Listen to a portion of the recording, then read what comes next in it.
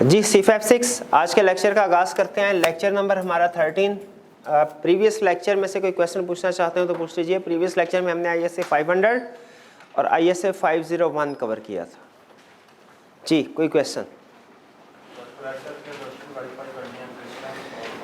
Criteria की assertions verify करनी है, एग्जिस्टेंस और कंप्लीटनेस। कैसे इनके प्रोसीजर्स क्या होंगे? एग्जिस्टेंस के प्रोसीजर होते हैं जो हमारे, वो हम सैंपल सेलेक्ट करते हैं रिकॉर्डेड अमाउंट का और उसके ऊपर वेरिफिकेशन करते हैं। जैसे अगर इन्वेंट्री की एग्जिस्टेंस आपने वेरीफाई करनी है, फिक्स एसेट्स की एग्जिस्टेंस को वेरीफाई करना है, तो बैलेंस शीट में जो इन्वेंट्री या फिक्स एसेट्स पेयर हो रहे हैं क्लाइंट की, उससे लिस्ट लेंगे और सैंपल बेस पे देखेंगे फिजिकली मौजूद है कि नहीं। ठीक है, स्टॉक काउंट जिसे हम कहते हैं, ये है इन्वेंट्री की एग्जिस्टेंस। उसी तरह अगर आप डेटर्स या क्रेडिटर की एग्जिस्टेंस को चेक करना चाहते हैं कि वो बैलेंस शीट डेट पे वाकई एग्जिस्ट करते हैं कि नहीं, तो बैलेंस शीट डेट पे जो उनकी लिस्ट है क्लाइंट से वो लीजिए और देखिए कि ईयर एंड के बाद उनसे कितना कैश रिसीव हुआ और उनको कंफर्मेशन लेटर भी सेंड करी जा सकती है। ये दो प्रोसीजर जो एग्जिस्टेंस को वेरीफाई करेंगे। अगर कंफर्मेशन लेटर सेंड करते हैं और उसका जवाब आ जाता है तो उसका मतलब क्या है? कोई लेटर एग्जिस्ट करता है तो उसका जवाब आया ना। और अगर ईयर एंड के बाद कोई कैश रिसीव किया जाता है डेटर से या पे किया जाता है क्रेडिटर को, तो ये किस चीज़ का एविडेंस है कि डेटर या क्रेडिटर एग्जिस्ट करता है, तभी तो उनके साथ सेटलमेंट हुई है कैश की। ठीक है, तो ये है एग्जिस्टेंस के लिए। क्रेडिटर्स की कंप्लीटनेस के लिए प्रोसीजर थोड़े डिफरेंट है। कंप्लीटनेस के लिए हमें पेमेंट्स का, ईयर एंड के बाद जो पेमेंट्स है उनका सैंपल सेलेक्ट करके देखना पड़ेगा रिकॉर्ड हुआ कि नहीं। ठीक है, इसके अलावा हम कंपैरिजन कर सकते हैं पिछले साल के साथ। अगर पिछले साल की निस्बत इस साल क्रेडिटर्स बहुत कम है तो इसका मतलब है ये रिस्क है कि क्रेडिटर्स कंप्लीटली रिकॉर्ड नहीं हुए।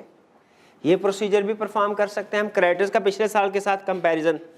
टोटल क्रेडिटर्स का भी कर सकते हैं या लिस्ट ऑफ क्रेडिटर, जो पिछले साल की लिस्ट ऑफ क्रेडिटर्स है उसका इस साल की लिस्ट ऑफ क्रेडिटर के साथ कंपेयर करके देख लें क्या सारी पार्टीज इंक्लूड हो गई हैं।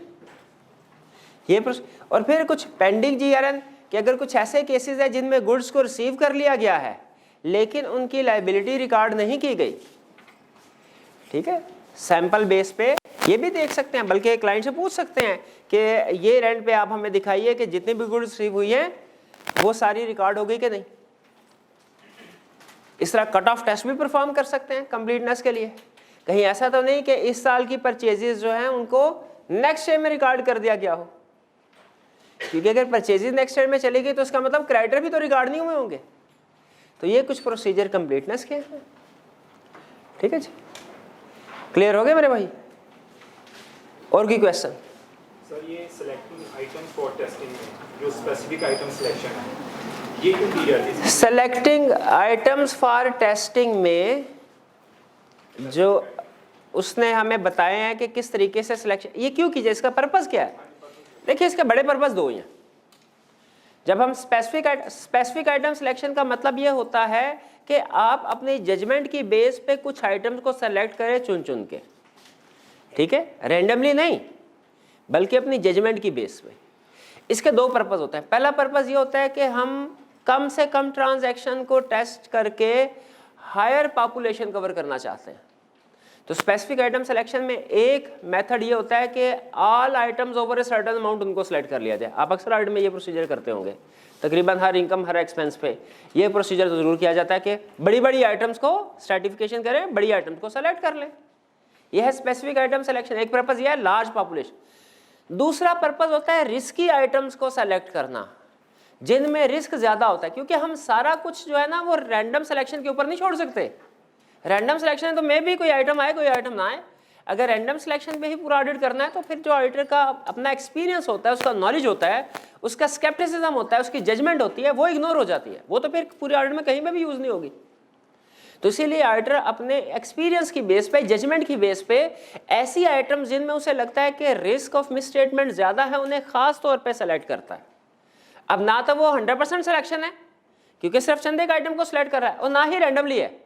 रैंडमली का मतलब होता है बगैर किसी स्ट्रक्चर टेक्निक के, बगैर किसी जजमेंट के सिलेक्शन करें। यहाँ पे चूंकि अपनी जजमेंट की बेस पे सिलेक्शन कर रहा है इसलिए इसे स्पेसिफिक आइटम सिलेक्शन कहेंगे। इसमें आइटर किस तरह की आइटम को सिलेक्ट कर सकता है, ये एरिया टू एरिया वेरी करती है। मुझे कोई एरिया बता दीजिए। जैसे फर्ज कीजिए डेटर है, डेटर अगर क्लाइंट आपको लिस्ट ऑफ डेटर्स दे, उसमें कोई नेगेटिव बैलेंस आ रहे हो, ठीक है, आपके लिए उनमें रिस्क है, ठीक है। इसी तरह फिक्स एसेट में आपको एग्जांपल दी थी, अगर फिक्स एसेट रजिस्टर में नेगेटिव फिक्स एसेट आ रहे हो तो इसका मतलब क्या रिस्क है कि डेप्रिसिएशन ज़्यादा हो गया, उसके क्युमुलेटिव डेप्रिसिएशन उसके कॉस्ट से भी ज़्यादा हो गई, ठीक है। तो इस तरह की आइटम जिनमें हमें लगता है कि रिस्क है या रिस्क ऑफ फ्रॉड है, अगर हमें एक ही अमाउंट की एंट्री बार बार नजर आ रही हो तो हमारा प्रोफेशनल स्केप्टिसिज्म जो है वो हाई होगा कि शायद एक सर्टन अमाउंट 999 रुपये की ट्रांजैक्शन आपके कोई 15-20 दफ़ा आपकी नज़र से गुजर गई, तो इसका मतलब इंटेंशनली 1000 से कम की किसी अमाउंट को डिसाइड करके उनमें शायद फ्रॉड किया जा रहा है, इंडिकेशन है। तो अगर इस तरह की सिचुएशन में हमें कोई रिस्की आइटम्स नज़र आ रही हो तो हम स्पेसिफिकली उनके ऊपर फोकस कर रहे होते हैं, ठीक है। ये है स्पेसिफिक आइटम सिलेक्शन, ठीक है। और कोई क्वेश्चन? 100% सिलेक्शन जिन एरियाज में की जाती है उनमें उसने 2-3 एग्जांपल्स दिए, इनमें एक है कि पॉपुलेशन हैज रेपिटेटिव नेचर। आप अगर कंप्यूटर पे काम कर रहे हो एक्सेल पे और आपके क्लाइंट ने फिक्स एसेट रजिस्टर आपको सॉफ्ट कॉपी में दे दिया एक्सेल में, आपने उसकी डेप्रिसिएशन चेक करनी है, क्लाइंट ने की होगी कैलकुलेशन, आपने उसको रीचेक करना है। क्या करेंगे? एक्सेल में आगे एक फार्मूला लगाएंगे, ठीक है, कि ये बुक वैल्यू है, डेप्रिसिएशन रेट के मुताबिक 10%। बताइए अब उसको रीचेक करने के लिए आप सैंपल बेस पे कैलकुलेशन करेंगे कि चूंकि एक ही तरह की कैलकुलेशन है हर फिक्स एसेट की डेप्रिसिएशन कैलकुलेट करने के लिए, तो एक ही फार्मूला लगा के सारा कॉपी पेस्ट कर देंगे। क्या करेंगे? कॉपी पेस्ट कर देंगे। तो चूंकि रेपिटेटिव नेचर की कैलकुलेशन, वही कैलकुलेशन रिपीट हो रही है, ठीक है। तो इस तरह की सिचुएशन में फिर हम सैंपल बेस पे काम नहीं करते, एक दफ़ा फार्मूला लगाया, कॉपी पेस्ट कर दिया सारा। इसी तरह पेरोल में जो टैक्स कैलकुलेशन होती है उसमें नॉर्मली हम एक दफ़ा एक टेम्पलेट बना लेते हैं, फार्मूला बड़ा सा बना लेते हैं कि अगर ये स्लैब है इसका टैक्स रेट ये होगा, ये स्लैब है सैलरी का इसका टैक्स रेट ये होगा, फार्मूला बन जाए एक दफ़ा, उसके बाद हर एम्प्लॉयज़ की सैलरी पे उसको कॉपी पेस्ट कर देते हैं। फिर सैंपल बेस पे काम करने की ज़रूरत ही नहीं, 2-4 आइटम को भी वेरीफाई करने के लिए उतना टाइम लगेगा और 200 आइटम्स के लिए भी उतना ही। और कोई क्वेश्चन?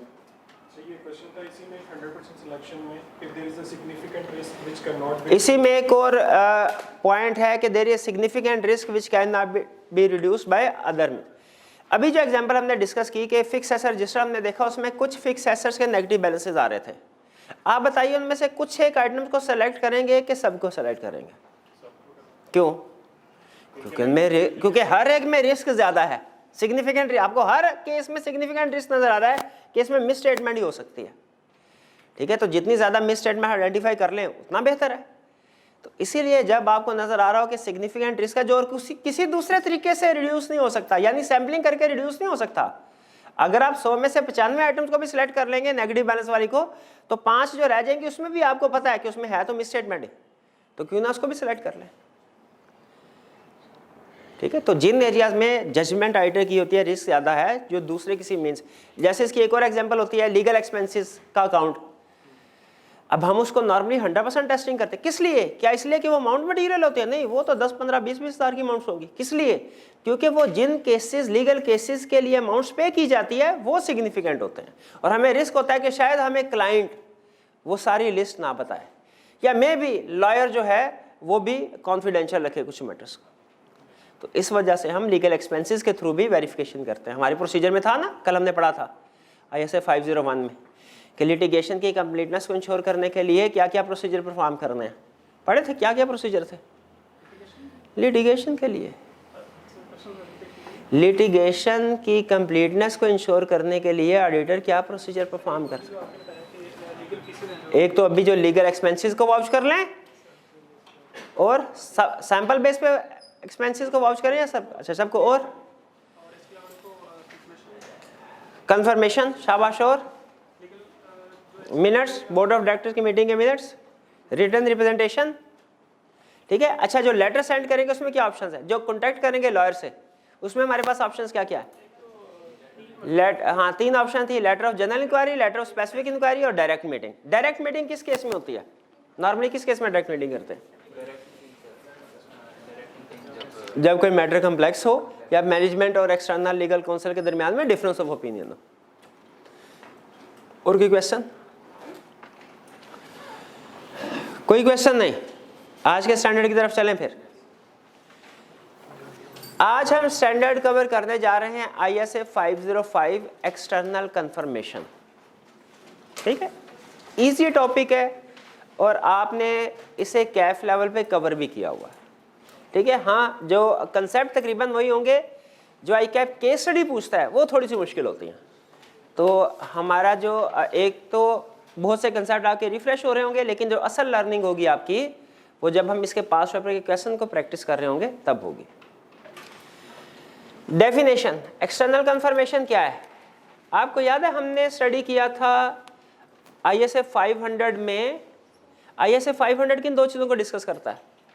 2 बड़ी चीज़ें क्या है जिनको डिस्कस करता है ISA 500?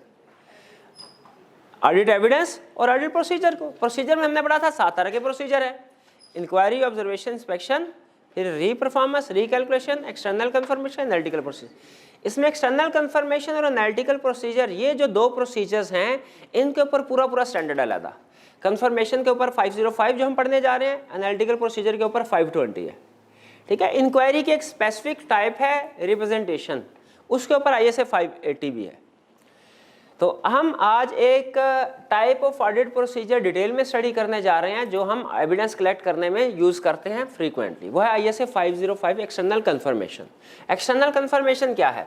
कहता है एक्सटर्नल कंफर्मेशन एक ऐसा प्रोसेस है, ऐसा प्रोसीजर है जिसमें ऑडिटर एविडेंस ऑब्टेन करता है डायरेक्टली। किससे? थर्ड पार्टी से, इन रिटर्न। डायरेक्टली का मतलब क्या है? मैनेजमेंट की इन्वॉल्वमेंट के बगैर, मैनेजमेंट की इंटरफेरेंस के बगैर। ये ध्यान में रखिएगा, क्योंकि अगर मैनेजमेंट की इंटरफेरेंस आ गई तो वो फिर कंफर्मेशन नहीं रहेगी। ठीक है, एक्सटर्नल कंफर्मेशन क्या है? जिसमें हम एविडेंस ऑब्टेन करते हैं डायरेक्टली। किससे? थर्ड पार्टी से। अच्छा, ये थर्ड पार्टी लिखा है, 2 पार्टीज कौन कौन सी है भला? ऑडिटर और क्लाइंट। और थर्ड पार्टी कौन सी है? ऐसी हर आउटसाइड पार्टी जिसके पास क्लाइंट के हवाले से कोई ना कोई इंफॉर्मेशन है जो हमारे ऑडिट में काम आ सकती है। हर ऐसी पार्टी, उसको हम थर्ड पार्टी कहते हैं। जैसे बड़ी बड़ी थर्ड पार्टी कौन सी है? डेटर्स है, क्रेडिटर्स है, बैंकर्स हैं, लॉयर्स हैं, टैक्स कंसल्टेंट्स हैं। ठीक है, अगर क्लाइंट का स्टॉक किसी थर्ड पार्टी के पास है, वो है। समटाइम क्लाइंट ने किसी से लोन लेके प्लेज के तौर पे चीज़ें रखवाई होती हैं, वो थर्ड पार्टी हो सकती है। इन्वेस्टमेंट रखवाई होती है, थर्ड पार्टी है जी। इसमें एम्प्लॉयज़ भी आ सकते हैं, एम्प्लॉयज़ भी आ सकते हैं। ठीक है, लेकिन एम्प्लॉयज़ जो हैं इनसे कंफर्मेशन, चूंकि ये मैनेजमेंट के अंडर होते हैं तो इतनी रिलायबल नहीं रहेगी। इन रिटर्न, रिटर्न में होनी चाहिए, वर्बल नहीं होनी चाहिए। ठीक है, वर्बल का मतलब ज़बानी कलामी नहीं, बल्कि एक्सटर्नल कंफर्मेशन हमेशा रिटर्न फॉर्म में होगी। ठीक है, ये एम्प्लॉय वाली एग्जांपल से मुझे याद आ गया, हमारा एक क्लाइंट था, उसमें पेंशन लाइबिलिटी पे करते था वो क्लाइंट, और सैंपल बेस पे हमने कुछ एम्प्लॉयज़ को सेलेक्ट किया जिनकी लाइबिलिटी क्लाइंट की बैलेंस शीट में रिकॉर्ड हुई थी, और हमने उनसे पूछा रिटर्न कि बताइए हमारे क्लाइंट के मुताबिक उन्होंने आपको इतनी पेंशन पे कर दी है, आपके मुताबिक कितने हैं? वो बड़े खुश हुए, वो कहते सर हमें तो पता नहीं था हमें पेंशन मिलनी भी है, तो बिल्कुल ठीक है, ये बैलेंस होता है, बिल्कुल ठीक है। बताइए क्या ये एक रिलायबल एविडेंस था? क्यों रिलायबल एविडेंस क्यों नहीं था? क्योंकि वो नॉलेजेबल पार्टी नहीं थी, कॉम्पिटेंट पार्टी नहीं थी। तो याद रखें, कंफर्मेशन, कोई भी एविडेंस जब हम कलेक्ट करते हैं, जिस पार्टी से कलेक्ट किया जा रहा है वो उसकी कॉम्पिटेंस पे डिपेंड करता है, उसकी इंटेग्रिटी, इंडिपेंडेंस पे डिपेंड करता है एविडेंस। हाँ, एडवांस अगर आपने एम्प्लॉइज वगैरह को दिया कंफर्मेशन करवा सकते हैं, नॉर्मली इसे एडवांस का उन्हें पता होता है। लेकिन पेंशन आपको पता है कम्प्लेक्स कैलकुलेशन होती है, नॉर्मली एम्प्लॉइज को इसका पता नहीं होता कि कैलकुलेशन किस तरीके से हो रही है, शायद रफ सा आइडिया उन्हें हो, लेकिन ये कोई बहुत रिलायबल एविडेंस नहीं होता। किन सिचुएशन में एक्सटर्नल कंफर्मेशन का यूज़ किया जा सकता है? बैंक्स हैं, लॉयर्स हैं, डेटर्स, क्रेडिटर्स, इन्वेंट्री या investment held by third parties, यही केसेस होते हैं। हाँ, इनमें से बैंक्स और लॉयर्स जो हैं ये नॉर्मली ज़्यादा क्रिटिकल समझे जाते हैं डेटर्स और क्रेडिटर्स की निस्बत।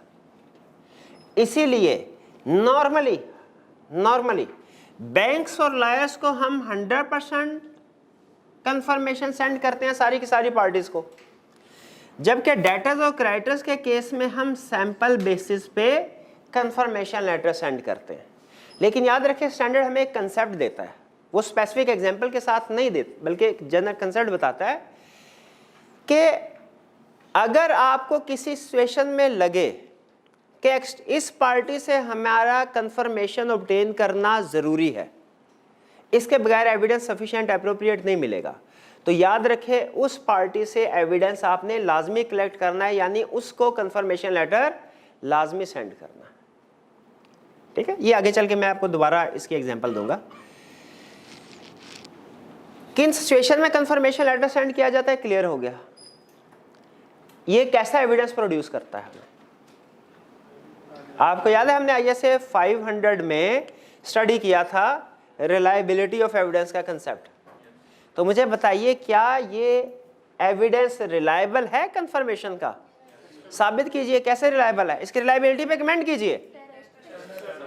ये डायरेक्ट है, रिटन फॉर्म में है, ओरिजिनल है और external party, third party, outside parties है।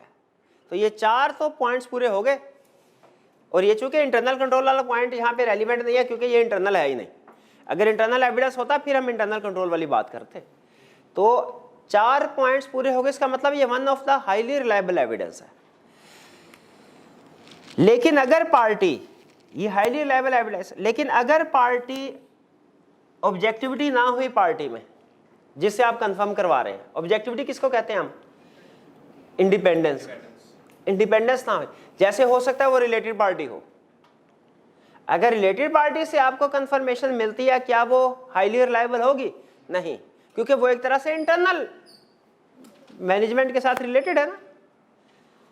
तो वो हो सकता है हम उसको इंटरनल एविडेंस के तौर पे कंसीडर करें कंसेप्चुअली, रिलायबिलिटी कम हो जाती है। इंटेग्रिटी डाउटफुल हो, आपको पता हो कि वो पार्टी जो है वो नॉर्मली अपने क्लाइंट्स को ही फेवर करते हैं, नॉलेजेबल ना हो पार्टीज, तो इन सिचुएशन में रिलायबिलिटी कम भी हो जाती है। एग्जाम में आपने केस स्टडी में अलर्ट रहना है, वो हो सकता है इन सिचुएशन में से कोई सिचुएशन ऐड करवाए केस स्टडी में, तो आपने उस सूरत में कमेंट करना होगा कि नॉर्मली तो external confirmation highly reliable evidence होती है, लेकिन इस सिचुएशन में अभी इसकी रिलायबिलिटी कम हो गई। क्लियर? चलिए, हमें यह पता चल गया एक्सटर्नल कंफर्मेशन किसको कहते हैं, हमें पता चल गया किन सिचुएशन में यूज की जाती है, हमें पता चल गया ये कैसा एविडेंस प्रोड्यूस करती है, हाईली रिलायबल स्वाय इन चंद सिचुएशंस के। अब आगे चलते हैं, स्टेप्स इन यूजिंग। अच्छा, मुझे आप यह बता सकते हैं क्या ऑडिट में फिजिकल वेरिफिकेशन करना रिक्वायर्ड है कि ऑप्शनल है? किस पे डिपेंड करता है? इन्वेंट्री को वेरिफिकेशन करना रिक्वायर्ड है या मर्जी है हमारे? रिक्वायर्ड है, शाबाश, रिक्वायर्ड है। लेकिन रिव्यू में हो सकता है रिक्वायर्ड ना हो, क्योंकि उसमें आपको पता है प्रोसीजर कम होते हैं। अच्छा, दूसरी चीज़, फिजिकल वेरिफिकेशन स्टॉक टेकिंग तो रिक्वायर्ड है, हमने ISA 501 में भी पढ़ा। उसने कहा था अगर इन्वेंट्री मटेरियल होगी तो ऑडिटर इसको वेरीफाई करेगा। 501 ने हमें बता दिया था। दूसरा क्वेश्चन मेरा, क्या एक्सटर्नल कंफर्मेशन रिक्वायर्ड है? क्या एक रिक्वायर्ड प्रोसीजर है? हमारे कुछ प्रोसीजर रिक्वायर्ड होते हैं, कुछ रिक्वायर्ड नहीं होते। रिक्वायर्ड नहीं है, एक्सटर्नल कंफर्मेशन रिक्वायर्ड नहीं है। ऑडिटर, हमने वेरिफिकेशन करनी है फॉर एग्जांपल डेटर्स की, ठीक है, एक्सटर्नल कंफर्मेशन के जरिए से भी हो सकते हैं, अदर प्रोसीजर से भी हो सकती है, अल्टरनेटिव प्रोसीजर भी मौजूद है। आप सपोर्टिंग डॉक्यूमेंट्स को इंस्पेक्ट कर लें, आप ये रेंट के बाद कलेक्शन देख लें, ठीक है, इनसे भी हमें एविडेंस मिल सकता है कि ये रेंट पे डेटर एग्जिस्ट करते थे कि नहीं। लेकिन चूंकि ये एक one of the most reliable evidence है, इसीलिए ऑडिटर्स की प्रेफरेंस यही होती है कि हम कंफर्मेशन ज़रूर यूज़ करें ऑडिट में। अगर कंफर्मेशन को डिसाइड करता है ऑडिटर हमने यूज़ करना है, ठीक है, कंफर्मेशन को यूज़ करना है। स्टेप्स क्या होंगे कंफर्मेशन को यूज़ करने में, ये स्टेप समझिएगा। सबसे पहला स्टेप डिसाइड करना है टाइमिंग। नॉर्मली आपको इंटायरमाइट का कंसेप्ट तो पता होगा ना। इंटायरमाइट का मतलब क्या होता है? ईयर एंड से पहले कुछ प्रोसीजर परफॉर्म करना, यानी अभी बैलेंस शीट बनी नहीं है, उससे पहले प्रोसीजर परफॉर्म कर रहे हैं अक्टूबर एंड पे, ठीक है। नॉर्मली जब ऑडिटर इंटरिम ऑडिट परफॉर्म कर रहा होता है ना, यानी ईयर एंड से पहले कुछ प्रोसीजर परफॉर्म कर रहा होता है, तो वो इनकम स्टेटमेंट के आइटम्स को तो बिला झिझक वेरिफिकेशन कर रहा होता है। बैलेंस शीट की वेरिफिकेशन को अवॉइड किया जाता है इंटरिम ऑडिट में नॉर्मली। क्यों भला? क्योंकि बैलेंस शीट जो हमने रिपोर्ट देना, ओपिनियन देना है, वो एज एट फिगर हो तो 31 दिसंबर की फिगर पे ओपिनियन देना है। अगर हम 31 अक्टूबर को वेरिफिकेशन कर भी लें, हो सकता है 31 दिसंबर तक वो चेंज हो जाए।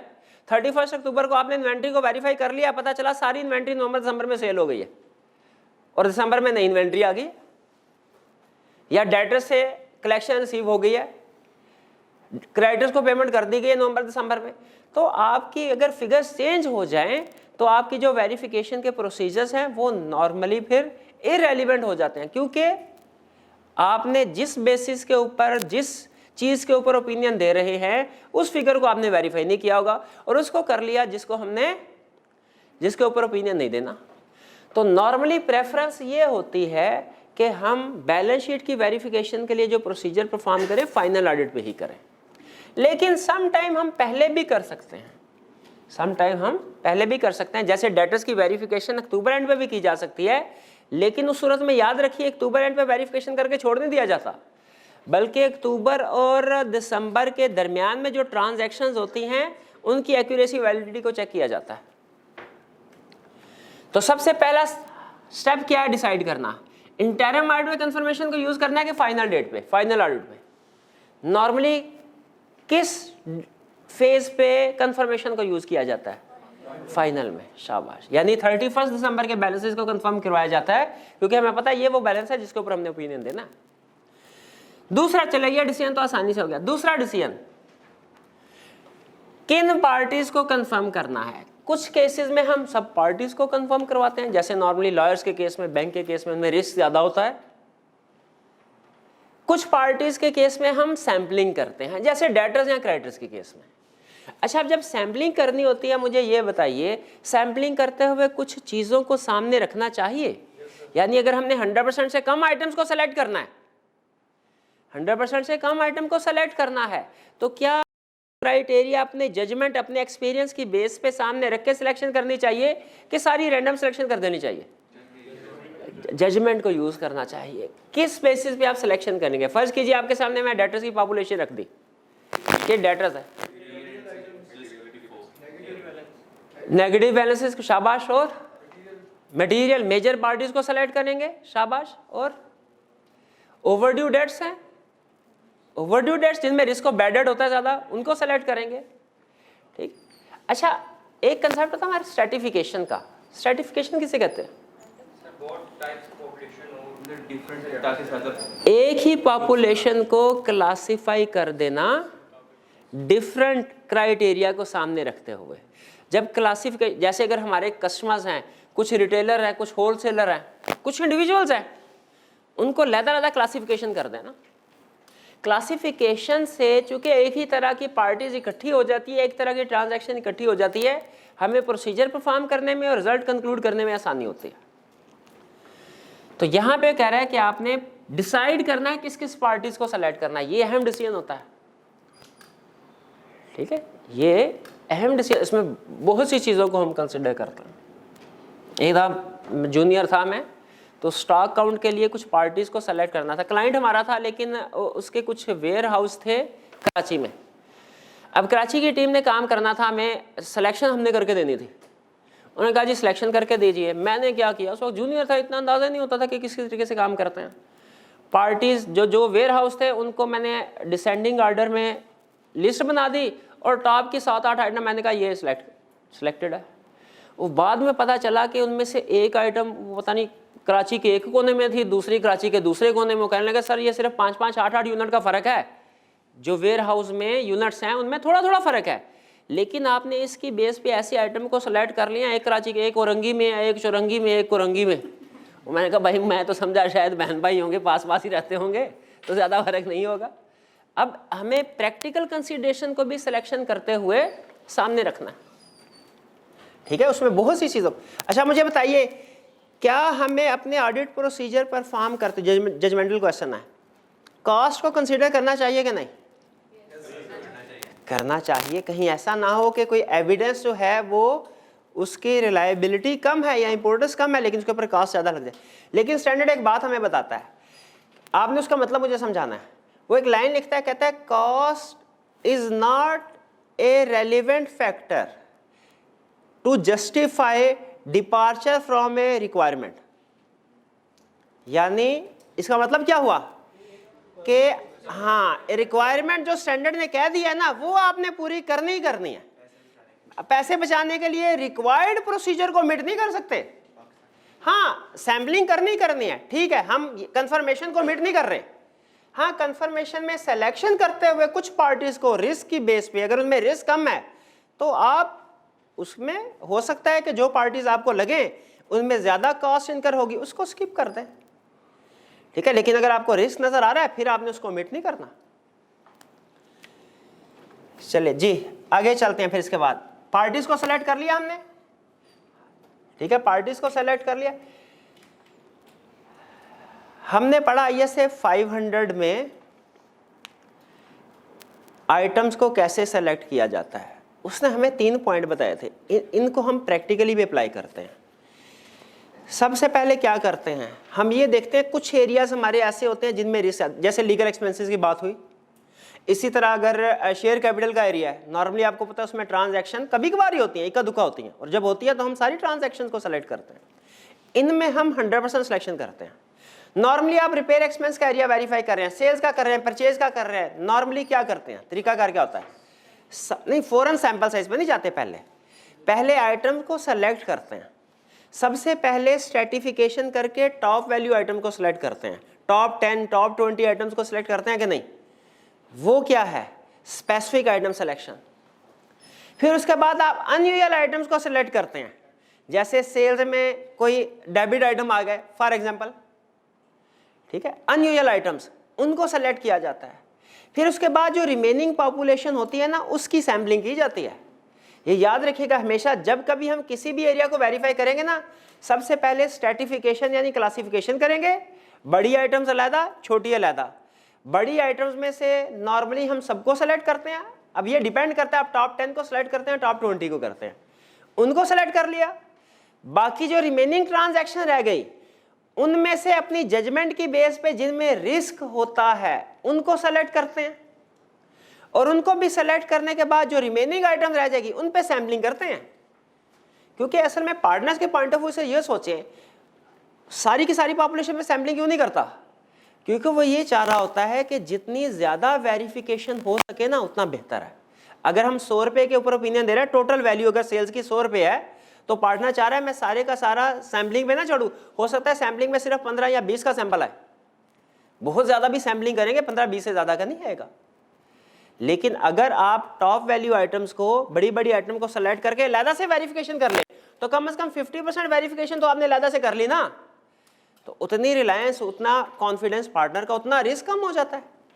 इसीलिए आखिरी लेवल पे जाके हम सैम्पलिंग करते हैं, उससे पहले कोशिश करते हैं ज़्यादा से ज़्यादा एविडेंस हमें स्पेसिफिक आइटम सिलेक्शन के जरिए से मिल जाए, या ज़्यादा से ज़्यादा रिस्क हमारा कवर हो जाए पहले, बाकी रिमेनिंग आइटम में फिर सैम्पलिंग की जाती है। जाते ही पूरे एरिया पे सैम्पलिंग कभी नहीं करते, कभी नहीं करते। आपने नहीं देखा होगा, मैंने जितने को क्लाइंट किए थे, हम कभी भी पूरे एरिया पे सैम्पलिंग नहीं करते थे, ठीक है। पहले बड़ी आइटम्स को लैदा कर दिया, फिर उनमें से जजमेंट की बेस पे देखा किन में रिस्क ज़्यादा है, उनको लैदा किया, बाकी आइटम रह जाती थी उन पे सैम्पलिंग करते थे। चलिए पार्टीज को भी सेलेक्ट कर लिया हमने इस तरह। अब क्या करना है, डिसाइड करना है कि इंफॉर्मेशन कौन सी कंफर्म करवानी है। क्या हम सिर्फ क्लोजिंग बैलेंस कंफर्म करवाते हैं एक्सटर्नल कंफर्मेशन में, हम सिर्फ क्लोजिंग बैलेंस कंफर्म नहीं करवाते, क्या अदर और भी इंफॉर्मेशन भी कंफर्म करवाते हैं। फॉर एग्जांपल, अच्छा डेटर को कंफर्मेशन लेटर सेंड कर रहे हैं, क्या इंफॉर्मेशन कंफर्म करवाएंगे, क्लोजिंग बैलेंस तो करवा दिया, इसके अलावा कोई बड़ी ट्रांजैक्शन अगर है, कंडीशंस को भी कंफर्म करवाया जा सकता है। वारंटी कंडीशंस क्या है, ठीक है, कोई वारंटी अगर प्रोवाइड कर रहे हैं तो हम डेटर्स की वेरिफिकेशन से प्रोविजन फॉर वारंटी की रीजनेबलनेस को भी वेरीफाई कर रहे होंगे, ठीक है। हाँ, और इसी तरह अगर आप बैंक को कंफर्मेशन लेटर सेंड कर रहे हैं, उसको क्लोजिंग बैलेंस के अलावा क्या इंफॉर्मेशन कंफर्म करवा सकते हैं? लोन की टोटल अमाउंट क्या थी, रीपेमेंट शेड्यूल क्या था, सिक्योरिटी के तौर पे क्या, वगैरह वगैरह। बिल्कुल ठीक। चलिए, तो क्या इसके ऊपर एक ATR भी है? शायद ATR, मुझे कंफर्म नहीं है उसका नंबर, शायद ATR 14 है या कोई और होगी, लेकिन एक थी ATR जिसमें बताता था कि बैंक को कंफर्मेशन लेटर आपने सेंड करनी है तो कौन कौन सी इंफॉर्मेशन कंफर्म करवाते। आपने प्रैक्टिकली देखा होगा, फर्म्स ने अपने फॉर्मेट बनाए होते हैं, ठीक है, वो 6, 7, 8 सफ़ों का होता है जो कभी हम नहीं पढ़ते, वो बस साइन करके नाम लेके बैंक को कहते, बैंक वाला भी नहीं पढ़ता, क्रॉस मार देता है साइन करके, पढ़ते होंगे बहरहाल। तो कंसेप्ट क्या बना हमारा कि हम कंफर्मेशन लेटर सेंड करते हैं तो सिर्फ क्लोजिंग बैलेंस को नहीं, बल्कि क्लोजिंग बैलेंस के साथ अदर इंफॉर्मेशन को भी कंफर्म करवा सकते हैं, ठीक है। और अगर अदर इंफॉर्मेशन से हमें कोई ऐसी इंडिकेशन मिलती है जिससे रिस्क इंक्रीज हो रहा हो तो हमने इसको कंसीडर करना है। Next, decide type of confirmation. Confirmation की टाइप डिसाइड करें। दो तरह की कंफर्मेशन होती है, एक पॉजिटिव, एक नेगेटिव। पॉजिटिव और नेगेटिव नेक्स्ट कंसेप्ट में मैं डिटेल में डिस्कशन करूंगा, अभी मैं इसको पहले एंड पे लेके जाना चाह रहा हूं। फिर डिसाइड कर लिया जी पॉजिटिव कंफर्मेशन सेंड करनी है, अब क्या करें? क्लाइंट से ऑथराइजेशन ले, साइन करवाएं। क्या क्लाइंट से साइन करवाना लाजमी है? खुद से नहीं भेज सकते? नहीं, क्लाइंट से साइन करवाना लाजमी है, ठीक है।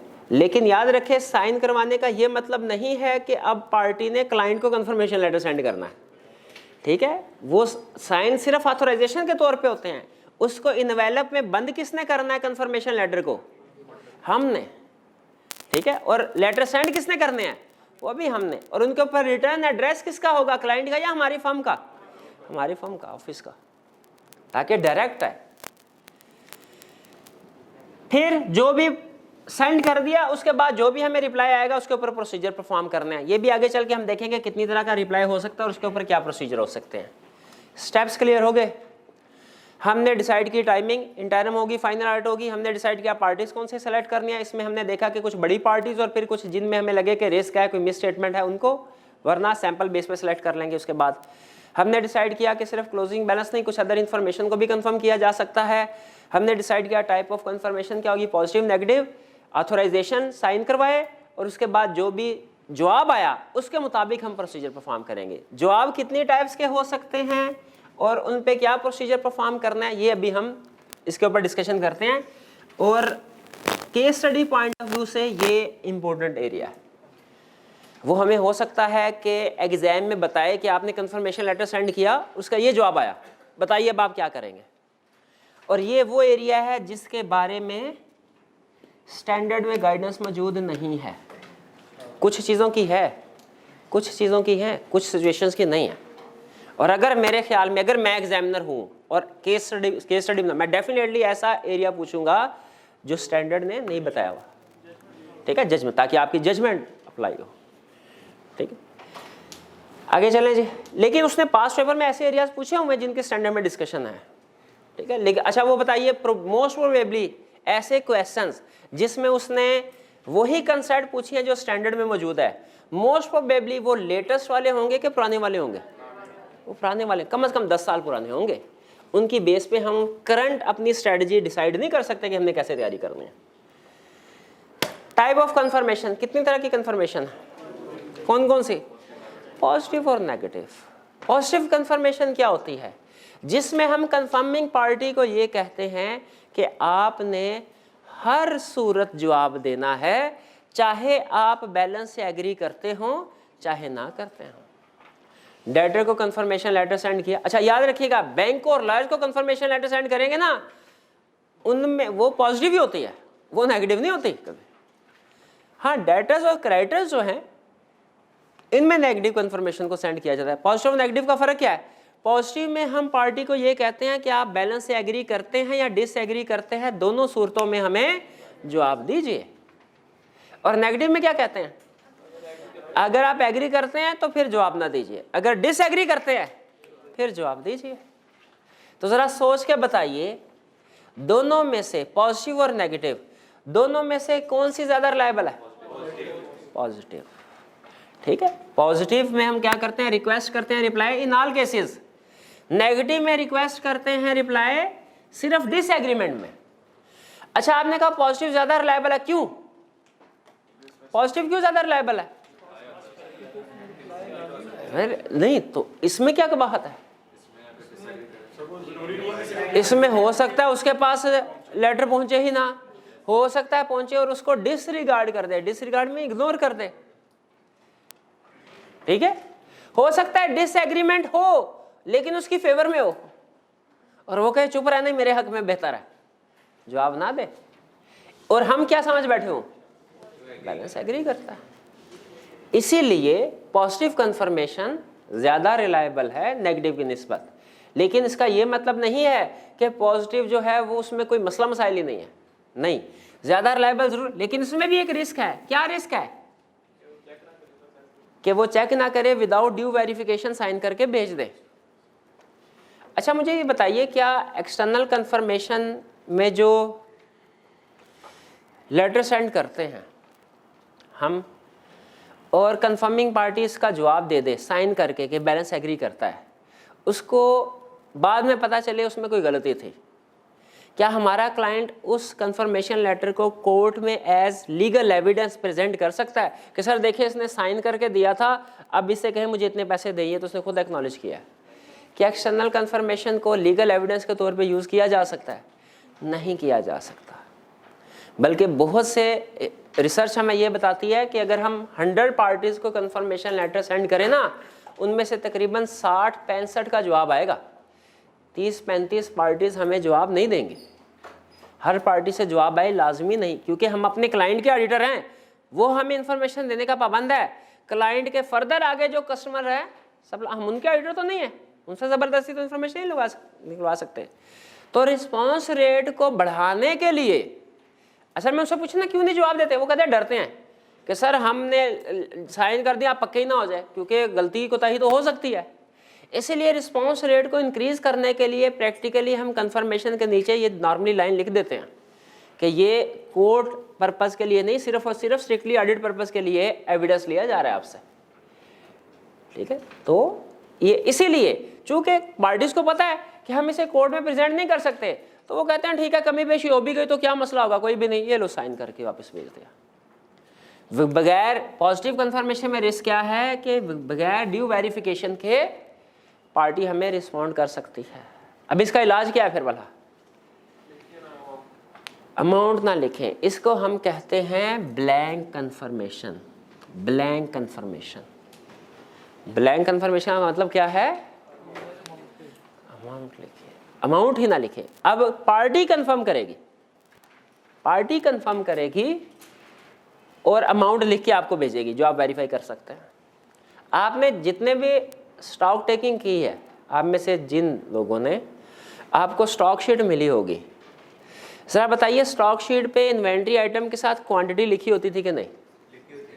लिखी हमेशा, बिल्कुल। मैंने भी जब कभी स्टॉक टेकिंग क्वांटिटी लिखी होती थी। स्टैंडर्ड कहते हैं क्वांटिटी लिखी नहीं होनी चाहिए। एग्री करते हैं आप? क्यों?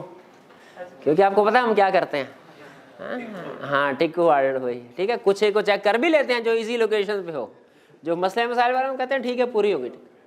तो वो कहते हैं क्वांटिटी इस तरह की सिचुएशन है जब कोई रिस्क हो के कोई दूसरा बंदा विदाउट ड्यू वेरिफिकेशन आपको रिस्पॉन्ड कर देगा, तो आप जो इन्फॉर्मेशन उसने कंफर्म करनी है वो ना लिखें, उसको हाल ही छोड़ दें। Blank confirmation. अच्छा, नेगेटिव कंफर्मेशन क्या है? कि हम कहते हैं अगर एग्रीमेंट है तब रिप्लाई ना करे, डिसएग्रीमेंट है तभी रिप्लाई करे। नेगेटिव कंफर्मेशन लेस रिलायबल है, इसीलिए ऑडिटिंग स्टैंडर्ड ये कहते हैं इसे आप सिर्फ उन सिचुएशंस में यूज करें जहां पे रिस्क कम हो। जहां पे रिस्क ज्यादा हो वहां पे नेगेटिव कंफर्मेशन को यूज नहीं करना, पॉजिटिव कंफर्मेशन को करना है। और भी कंडीशंस हैं, लेकिन उसको क्रक्स उसका यही है कि अगर आपका रिस्क ज़्यादा है किसी एरिया में तो नेगेटिव कंफर्मेशन को यूज़ नहीं करना, पॉजिटिव कंफर्मेशन यूज़ करें। नेगेटिव कंफर्मेशन किन सिचुएशन में अलाउड है? अब उसने 4 सिचुएशन हमें बताई हैं। अगर ये चारों की चारों कंडीशन किसी एरिया में पूरी हो रही हो ना, तो हम नेगेटिव कंफर्मेशन यूज़ कर सकते हैं, वरना नहीं। एक कंडीशन भी पूरी ना हो रही हो तो नेगेटिव कंफर्मेशन को यूज़ नहीं करना। कंडीशंस क्या है? पहली condition, large number of small balances. पढ़ क्या रहे हम कि नेगेटिव कंफर्मेशन। याद रखें, स्टैंडर्ड हमें पॉजिटिव और नेगेटिव दोनों कंफर्मेशन अलाउ करता है, लेकिन कहता है नेगेटिव कंफर्मेशन आपने उस वक्त यूज करनी है जिस वक्त ये चारों कंडीशन पूरी होंगी। क्यों? क्योंकि नेगेटिव कंफर्मेशन में रिस्क ज्यादा है कि वो इग्नोर कर दे, जवाब ही ना दे, और आप समझे कि वो बैलेंस एग्री करता है, उसने चेक कर लिया। पहली कंडीशन क्या है? Large number of small balance. इसका मतलब क्या होता है? छोटे छोटे बहुत सी पार्टीज हैं, डेटर्स या creditors. Inherent risk and control risk कर लो। इनहेरेंट रिस्क कंट्रोल रिस्क को मिलाए क्या बनता है? रिस्क और मटेरियल मिसस्टेटमेंट। रिस्क और मटेरियल मिसस्टेटमेंट लो हो फिर आप नेगेटिव कंफर्मेशन यूज कर सकते हैं। अगर रिस्क और मटेरियल मिसस्टेटमेंट हाई है, नेगेटिव कंफर्मेशन यूज नहीं कर सकते। Low exception rate is expected. Exception rate क्या होता है भला? डिसएग्रीमेंट का रेट। डिसएग्रीमेंट अगर पास्ट में हमें पता हो, ठीक है, कि पार्टी ज्यादा इस एरिया में ज्यादा डिसएग्रीमेंट्स आते हैं, तो वहां पे फिर नेगेटिव कंफर्मेशन यूज नहीं करनी चाहिए, पॉजिटिव कंफर्मेशन। और confirming party will not disregard request. Auditor को अंदाजा हो कि कंफर्मिंग पार्टी कौन? Debtor creditor. Will not disregard means ignore नहीं करेंगे रिक्वेस्ट को। हमारी जो कंफर्मेशन रिक्वेस्ट है उसको इग्नोर नहीं करेंगे। एक केस स्टडी में उसने कहा कि ऑडिटर ने डिसाइड ये किया है कि गवर्नमेंट अथॉरिटीज, गवर्नमेंट डिपार्टमेंट से कुछ रिकवरेबल है अमाउंट, और डिसाइड किया कि पास्ट में भी हम इनको कंफर्मेशन लेटर सेंड किए हमने इनको, लेकिन ये जवाब नहीं देते, ठीक है, इसलिए इस दफा हम इनको कंफर्मेशन लेटर सेंड ही नहीं करेंगे और कोई प्रोसीजर परफॉर्म नहीं करेंगे। क्या ये डिसीजन ठीक है? डिसीजन गलत है। अगर पता चले पिछली दफा के एक्सपीरियंस से कि कोई पार्टी रिप्लाई ही नहीं करती, क्या उसको हमें नेगेटिव कंफर्मेशन सेंड करना चाहिए? नहीं करना चाहिए। जब हमें पता है वो डिसरिगार्ड कर रही है, इग्नोर कर रही है, तो हमें पॉजिटिव कंफर्मेशन, या पॉजिटिव भी नहीं तो फिर अल्टरनेटिव प्रोसीजर की तरफ चले जाए, लेकिन नेगेटिव कंफर्मेशन यूज नहीं करना। अगर कोई कंफर्मिंग पार्टी इग्नोर करती है हमारी रिक्वेस्ट को, हमने नेगेटिव कंफर्मेशन को यूज नहीं करना। ये चारों कंडीशंस पूरी हो साइमल्टेनियसली, फिर नेगेटिव कंफर्मेशन को यूज कर सकते हैं, वरना नहीं। प्रैक्टिकली मैंने जितने भी क्लाइंट्स देखे थे, हम हमेशा पॉजिटिव कंफर्मेशन को ही यूज किया है। नेगेटिव कंफर्मेशन की इजाजत तो है, लेकिन ये कंडीशंस इतनी सख्त हैं कि हम इनको प्रैक्टिकली अवॉइड करते हैं, लेकिन बहरहाल यूज कर सकते हैं। और केस स्टडी में हमें वो पूछ सकता है, हमें पता होना चाहिए। देखें, पावर को एक्सरसाइज करें या ना करें, किसी ऑप्शन को एक्सरसाइज करें ना करें, वो एक अलग बात है, लेकिन हमें पता तो होना चाहिए कि हमारे पास ऑप्शंस क्या क्या है। मे भी किसी रेयर सिचुएशन में इसको यूटिलाइज करने की जरूरत पड़ जाए। क्लियर हो गया? Positive confirmation, negative confirmation. आगे चलते हैं।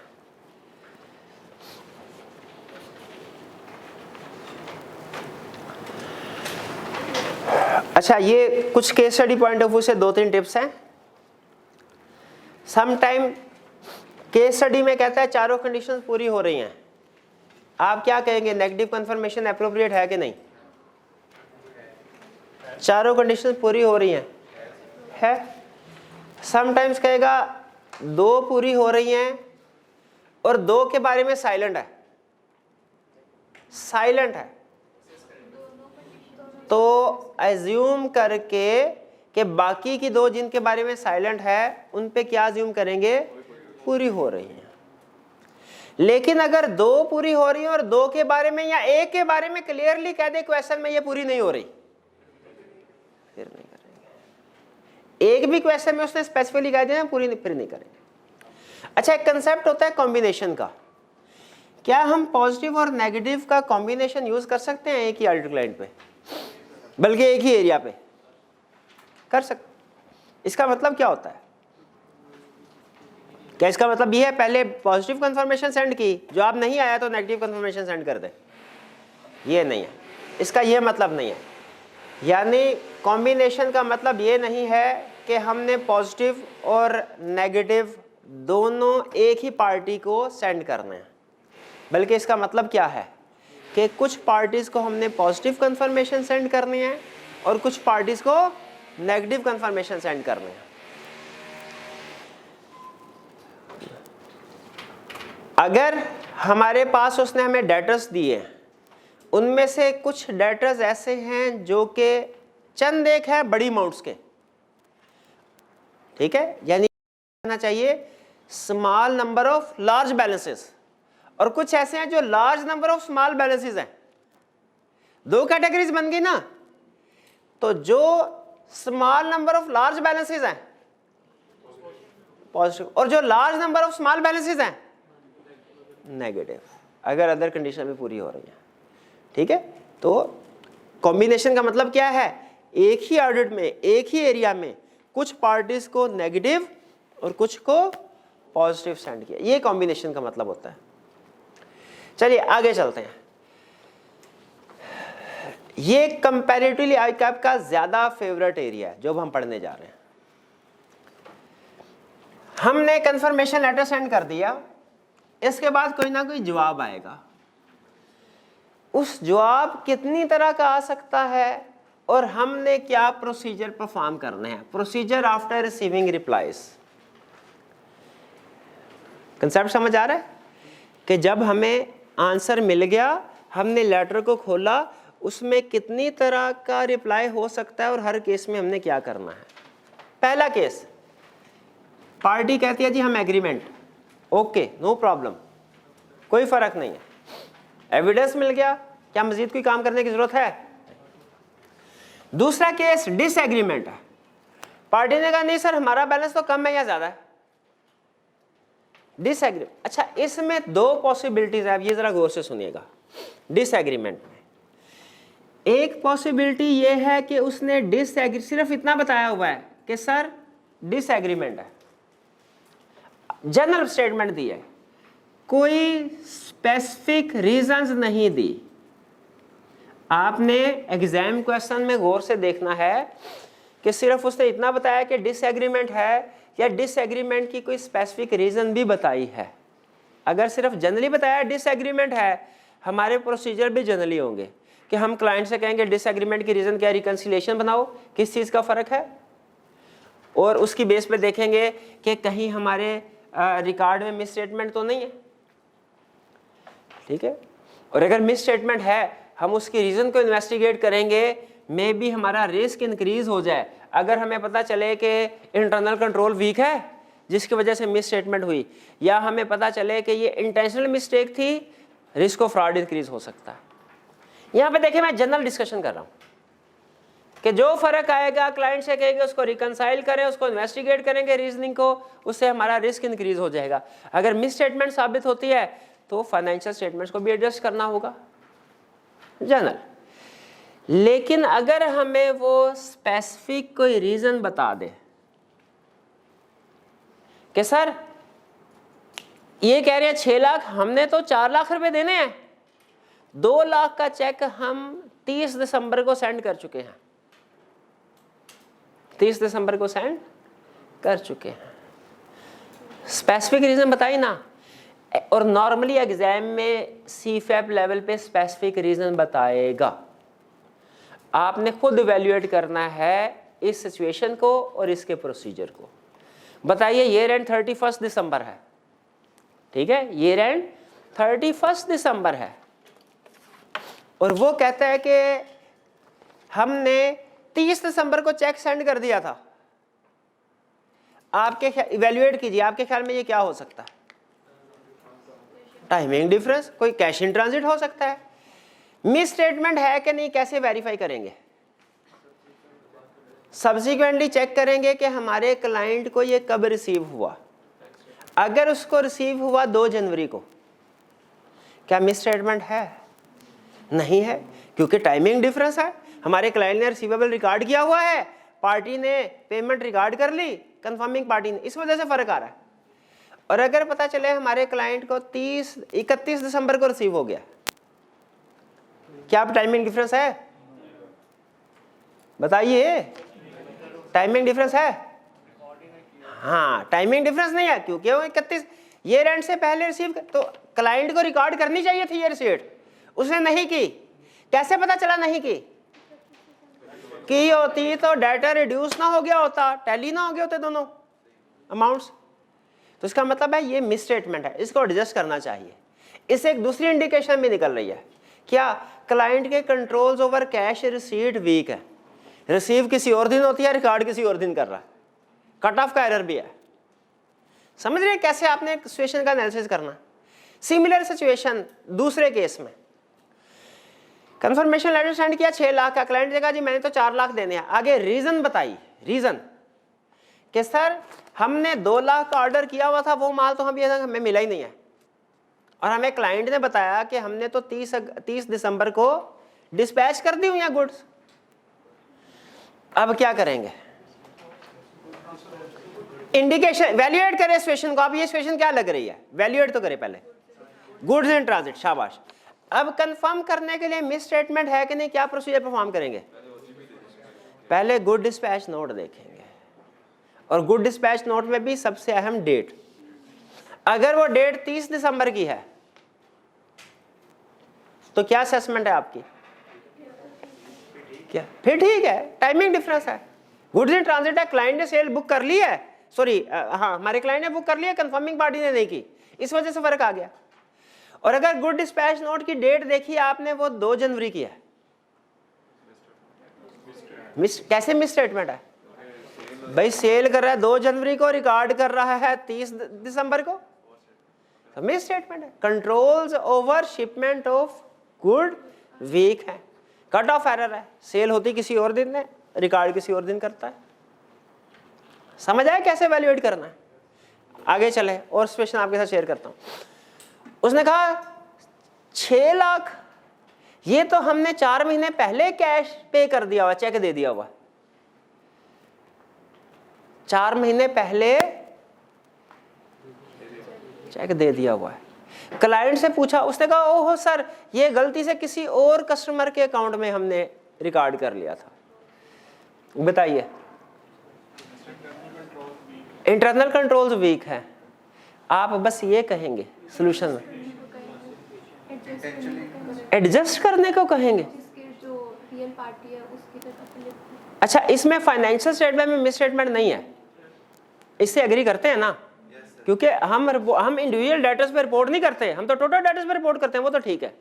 नहीं, आप क्या आपको ये रिस्क नजर, आप ये चीज चेक नहीं करेंगे कि वाकई दूसरे पार्टी के अकाउंट में रिकॉर्ड हुआ है कि नहीं हुआ?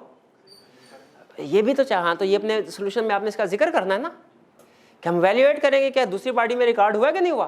और अगर दूसरी पार्टी के अकाउंट में रिकॉर्ड नहीं हुआ तो फिर ये क्या है? फ्रॉड है, फ्रॉड है। और सम टाइम ये अगर क्लाइंट जानबूझ के एक का दूसरे में रिकॉर्ड हो, ये टीमिंग या लेडिंग की भी इंडिकेशन होती है फ्रॉड की। अच्छा, और केस सुना है। उसने कहा सर ये चीजें तो हमने कभी ऑर्डर ही नहीं की, जवाब ये आया ये चीजें तो कभी ऑर्डर ही नहीं की। बताएं, फेक सेल की इंडिकेशन है। आप क्या, ये वैल्यूएशन हमारी, आप क्या करेंगे? क्लाइंट से कहेंगे सपोर्टिंग डॉक्यूमेंट्स दिखाएं, इनवॉइसेस दिखाएं, ठीक है, सेल्स ऑर्डर दिखाएं, एविडेंस भी तो इकट्ठा करेंगे ना, सिर्फ एक लाइन में लिख के तो नहीं। ये तो वैल्यूएशन होगी हमारी, आगे प्रोसीजर भी तो जो वेरिफिकेशन के लिए। आगे चलते हैं। जवाब आया, हमने देखा उसमें लिखा था भाईजान ये कौन है, ना हम इनको पहचानते हैं ना आपको पहचानते हैं। फिर क्या इंडिकेशन है? ये भी रिस्क ऑफ फ्रॉड आ रहा है सर। आगे चलें, जवाब आया, उसने लिखा था पैसे ले सकते हो तो ले लो, सुअस, पैसे ले सकते हो तो ये जवाब आया। अब कंफर्म कुछ नहीं किया उसने, ये जवाब दिया। अब क्या इंडिकेशन? हाँ, प्रोविजनिंग की, किसी पैसे नहीं मिलने, कोई डिस्प्यूट आ रहा है, प्रोविजनिंग की, प्रोविजनिंग के प्रोसीजर बताएंगे और आपको याद होंगे। क्या प्रोविजन फॉर बैड डेट, क्या प्रोसीजर है? और ये स्पेसिफिक डेटर से रिलेटेड बताने, ओवरऑल नहीं बताने। एजिंग देख लेंगे, वो एजिंग तो ओवरऑल है, ठीक है। डेटर का पिछले साल के साथ कंपैरिजन कर लेंगे, वो तो ओवरऑल डेटर्स के लिए। स्पेसिफिक किसी एक डेटर से के ऊपर प्रोविजनिंग एप्रोप्रिएट है कि नहीं, कैसे चेक करेंगे? डॉक्यूमेंट चेक करेंगे, एग्रीमेंट की टर्म चेक करेंगे, ईयर एंड के बाद कोई कलेक्शन हुई है कि नहीं वो चेक करेंगे। अगर वो बैंकरप्ट हो रहा है उसकी फाइनेंशियल पोजीशन देखेंगे, लिक्विडेटर के साथ कम्युनिकेशन करेंगे वगैरह वगैरह, ठीक है।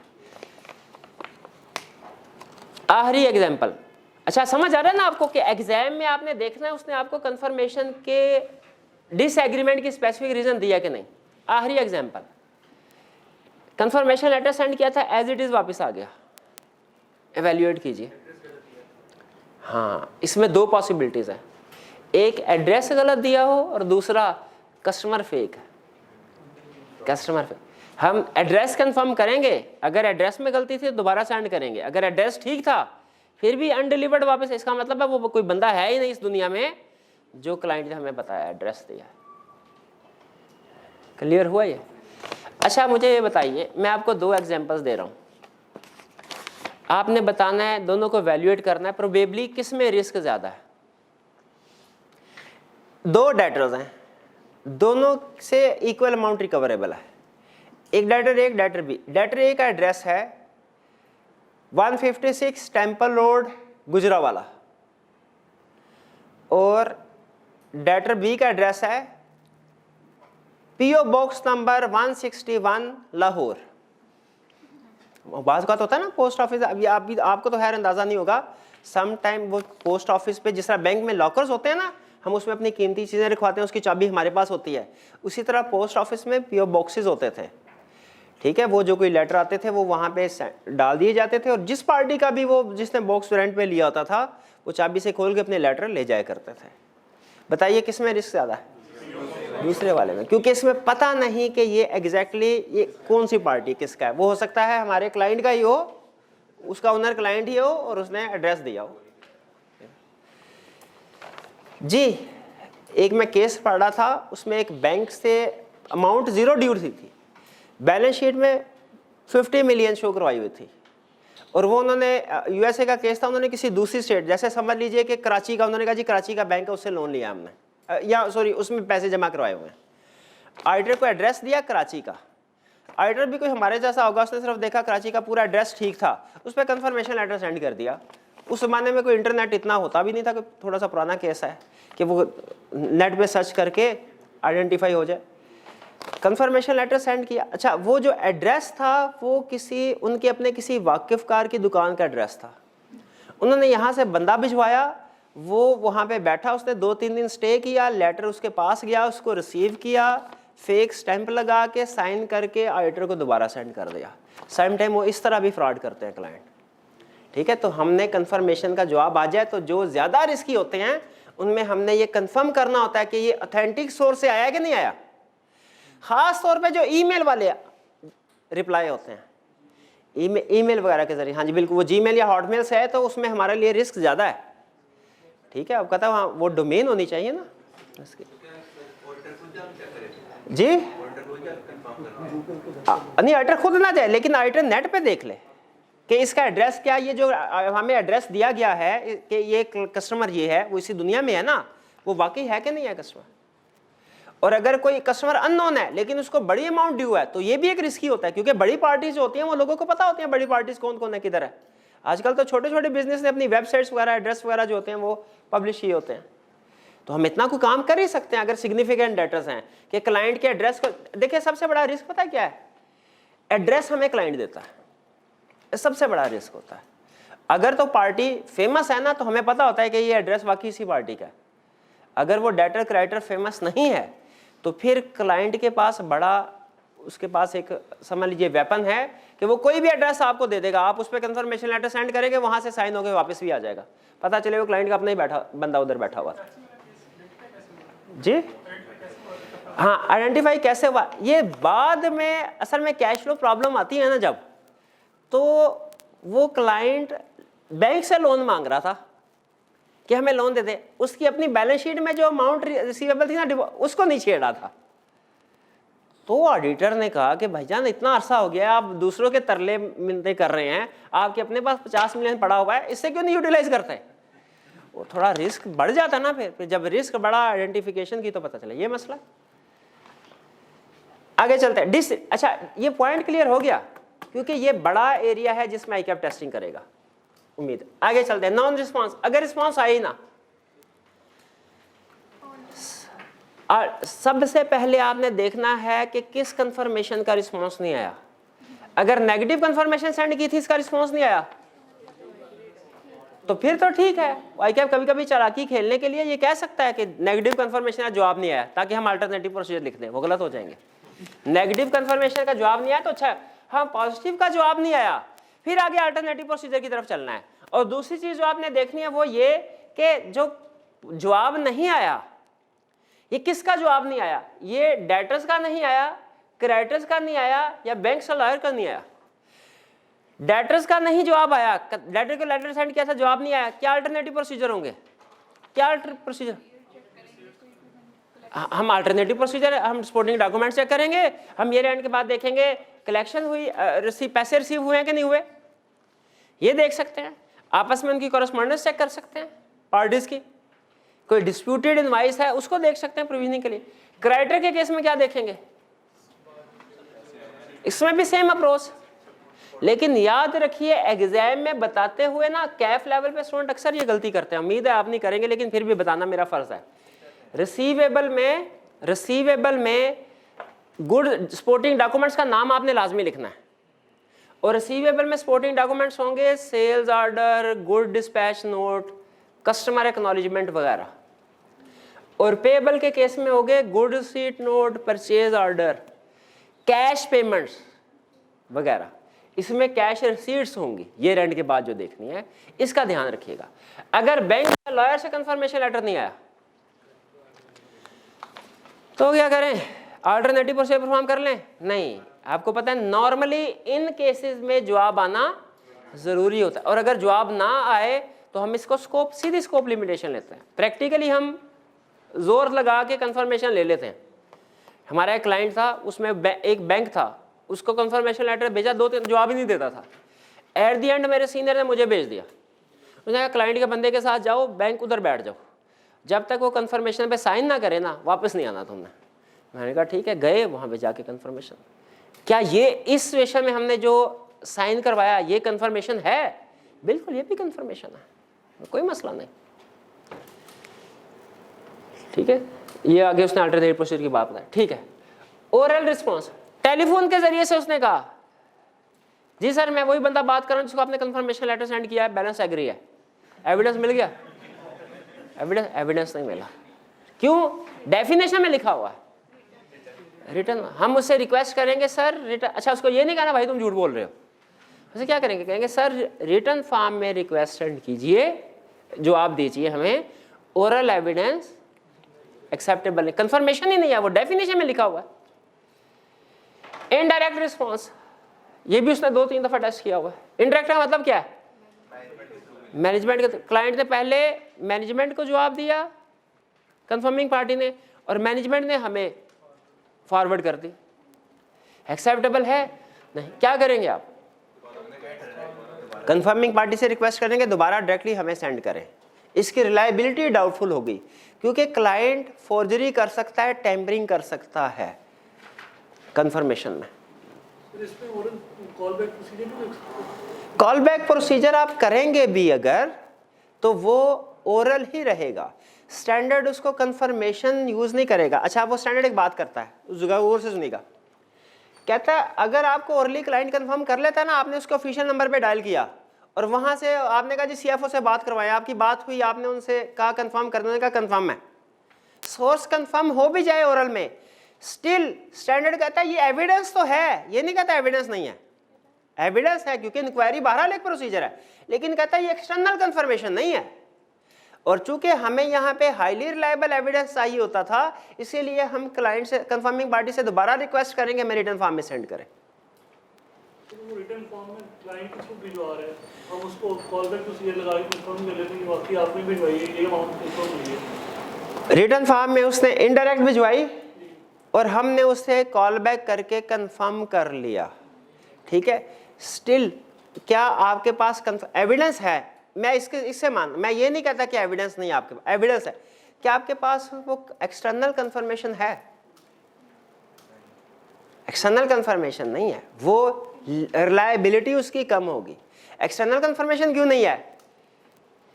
इनडायरेक्ट, डायरेक्ट नहीं है, रिटर्न भी नहीं है।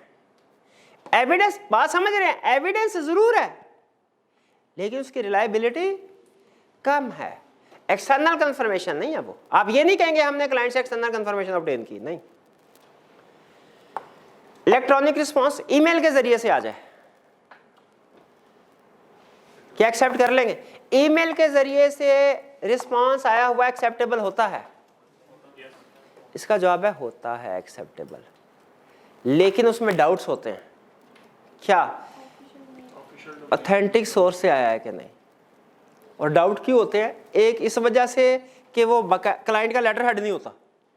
आपको पता है वैसे तो क्लाइंट का लेटर हेड है, उस पर क्लाइंट का ठप्पा लगा हो तो हमें तसल्ली हो जाती है कि ये उसी सोर्स से आया है जिसको हमने सेंड किया था।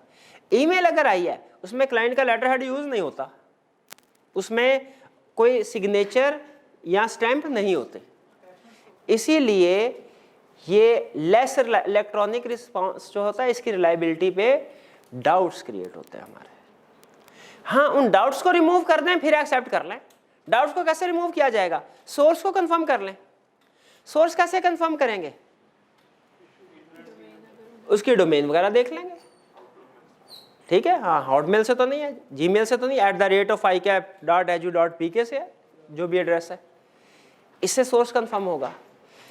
और मैनुअल सिग्नेचर या स्टैंप नहीं है लेकिन डिजिटल सिग्नेचर हो सकते हैं।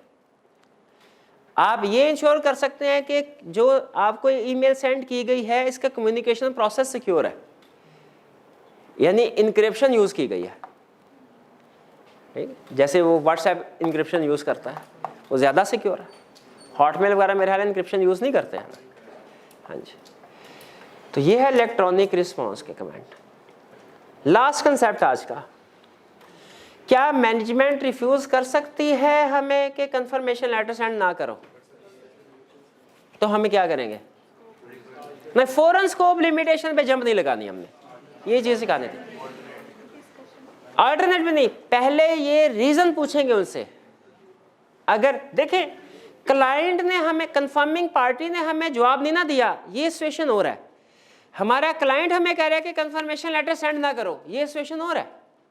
अगर हमारा क्लाइंट हमें किसी भी जगह पे कहता है ना कि कोई एक प्रोसीजर परफॉर्म ना करो, कोई भी, चाहे वो हमें स्टॉक आउट करने से मना कर दे, चाहे डेटर को कंफर्मेशन लेटर सेंड करने से मना कर दे, किसी जगह से भी मना, हम उसकी रीजन पूछेंगे। समटाइम हमें बोर्ड ऑफ डायरेक्टर्स के मिनट्स नहीं दिखाते, कहते हैं कॉन्फिडेंशियल है, रीजन पूछते हैं, फिर कहते हैं हाँ हम आपकी सिर्फ पार्टनर को दिखा देंगे मिनट्स। पार्टनर पे एतबार होता है। अगर सिर्फ पार्टनर को मिनट दिखाए जाएं और किसी टीम मेंबर को मिनट्स ना दिखाए जाएं, स्कोप लिमिटेशन है? नहीं है। तो जब कभी क्लाइंट हमें मना करेगा किसी भी प्रोसीजर के परफॉर्म करने से, आपने सोल्यूशन में सबसे पहले क्या लिखना है? रीजन पूछेंगे। या तो वैलिड रीजन होगी या वैलिड रीजन नहीं होगी, वो कोई भी रीजन बताए, आपने सोल्यूशन में कमेंट यही करना है कि हम इस रिक्वेस्ट की वैलिडिटी को कंफर्म करेंगे कि क्या ये वैलिड रीजन है कि नहीं। अगर वैलिड रीजन है तो क्या करना है? अल्टरनेट प्रोसीजर परफॉर्म करेंगे। अल्टरनेट प्रोसीजर से एविडेंस मिल गया, अनमोडिफाइड ओपिनियन। अगर अल्टरनेटिव प्रोसीजर से एविडेंस नहीं मिला, इफेक्ट मटेरियल है तो क्वालिफाइड ओपिनियन, परवेसिव है तो डिस्क्लेमर ऑफ ओपिनियन। अच्छा, इसमें आपको एतराज तो नहीं है ना कि रीजनेबल जस्टिफिकेशन है, उसके बावजूद हम मॉडिफाइड ओपिनियन दे रहे हैं? एतराज तो क्यों स्टिल मॉडिफाइड ओपिनियन दे रहे हैं? क्योंकि एविडेंस नहीं मिला ना। चाहे वैलिड रीजन हो भी, हमने तो एविडेंस की बेस पे, रिकॉर्ड आग लगी, क्लाइंट का रिकॉर्ड जल गया, वैलिड रीजन है ना, वो बेचारे पहले ही दुखी होंगे, आग लग गई है। क्या हम अनमोडिफाइड ओपिनियन दे दें? नहीं, हम तो अपना ओपिनियन एविडेंस की बेस पे देंगे, और एविडेंस नहीं है तो फिर मॉडिफाइड ओपिनियन। अगर वैलिड रीजनेबल जस्टिफिकेशन है ये course of action, reasonable justification नहीं है, डायरेक्टर से डिस्कस करें कि सर मैनेजमेंट हमें कंफर्मेशन लेटर सेंड नहीं करने दे रही, और अगर स्टिल इशू रिजॉल्व नहीं होता फिर क्या करें? इफेक्ट मटेरियल है तो क्वालिफाइड ओपिनियन, परवेसिव है तो क्या सिर्फ इंपैक्ट ऑन रिपोर्ट आएगा कि अदर इफेक्ट भी आएंगे?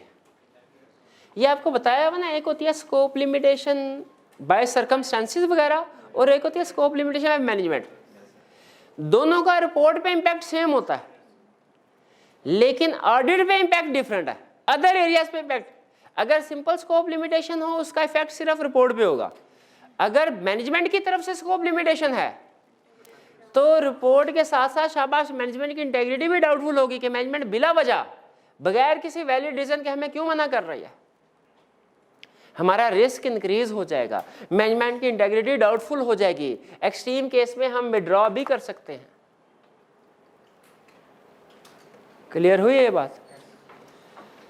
चलिए, ये थे हमारे कंफर्मेशन के प्रोसीजर्स सारे। अच्छा, एक कंसेप्ट उसने स्टैंडर्ड ने और डिस्कस किया हुआ है। सम टाइम ऐसा होता है क्लाइंट अपने रिकॉर्ड की आउटसोर्सिंग करता है। आउटसोर्सिंग का कंसेप्ट बताया था ना, क्लाइंट की बुक्स ऑफ अकाउंट्स कोई और मेंटेन कर रहा होगा। ठीक है, फर्ज कीजिए हमने डेटर को कंफर्मेशन लेटर सेंड किया, जो क्लाइंट का डेटर था उसकी बुक्स ऑफ अकाउंट्स कोई और मेंटेन कर रहा है, और जवाब हमें कंफर्मिंग पार्टी से नहीं आया, डेटर ने अपने आउटसोर्स वाले बंदे को लेटर भेज दिया होगा, यार ये हमारे जिनके साथ डीलिंग करते हैं उनके आईटी की तरफ से क्वेश्चन आया, इसका जवाब दीजिए, और हमें उस आउटसोर्स्ड ऑर्गेनाइजेशन ने जवाब दिया। हमारी क्या रिस्पॉन्सिबिलिटी है इस सिचुएशन में? भाई क्वेश्चन समझ आ रहा है ना? ये हमारा क्लाइंट, ये क्लाइंट का कस्टमर, और ये उसका जो सर्विस ऑर्गेनाइजेशन है। हम ऑडिटर, ये हमने लेटर किसको भेजा? इससे डाटा लेके इसको भेजा, जवाब किससे आया? हमें, क्योंकि इसका सारा रिकॉर्ड बुक कीपिंग का काम ये कर रहा है। इस सिचुएशन में हमने क्या प्रोसीजर परफॉर्म करना है?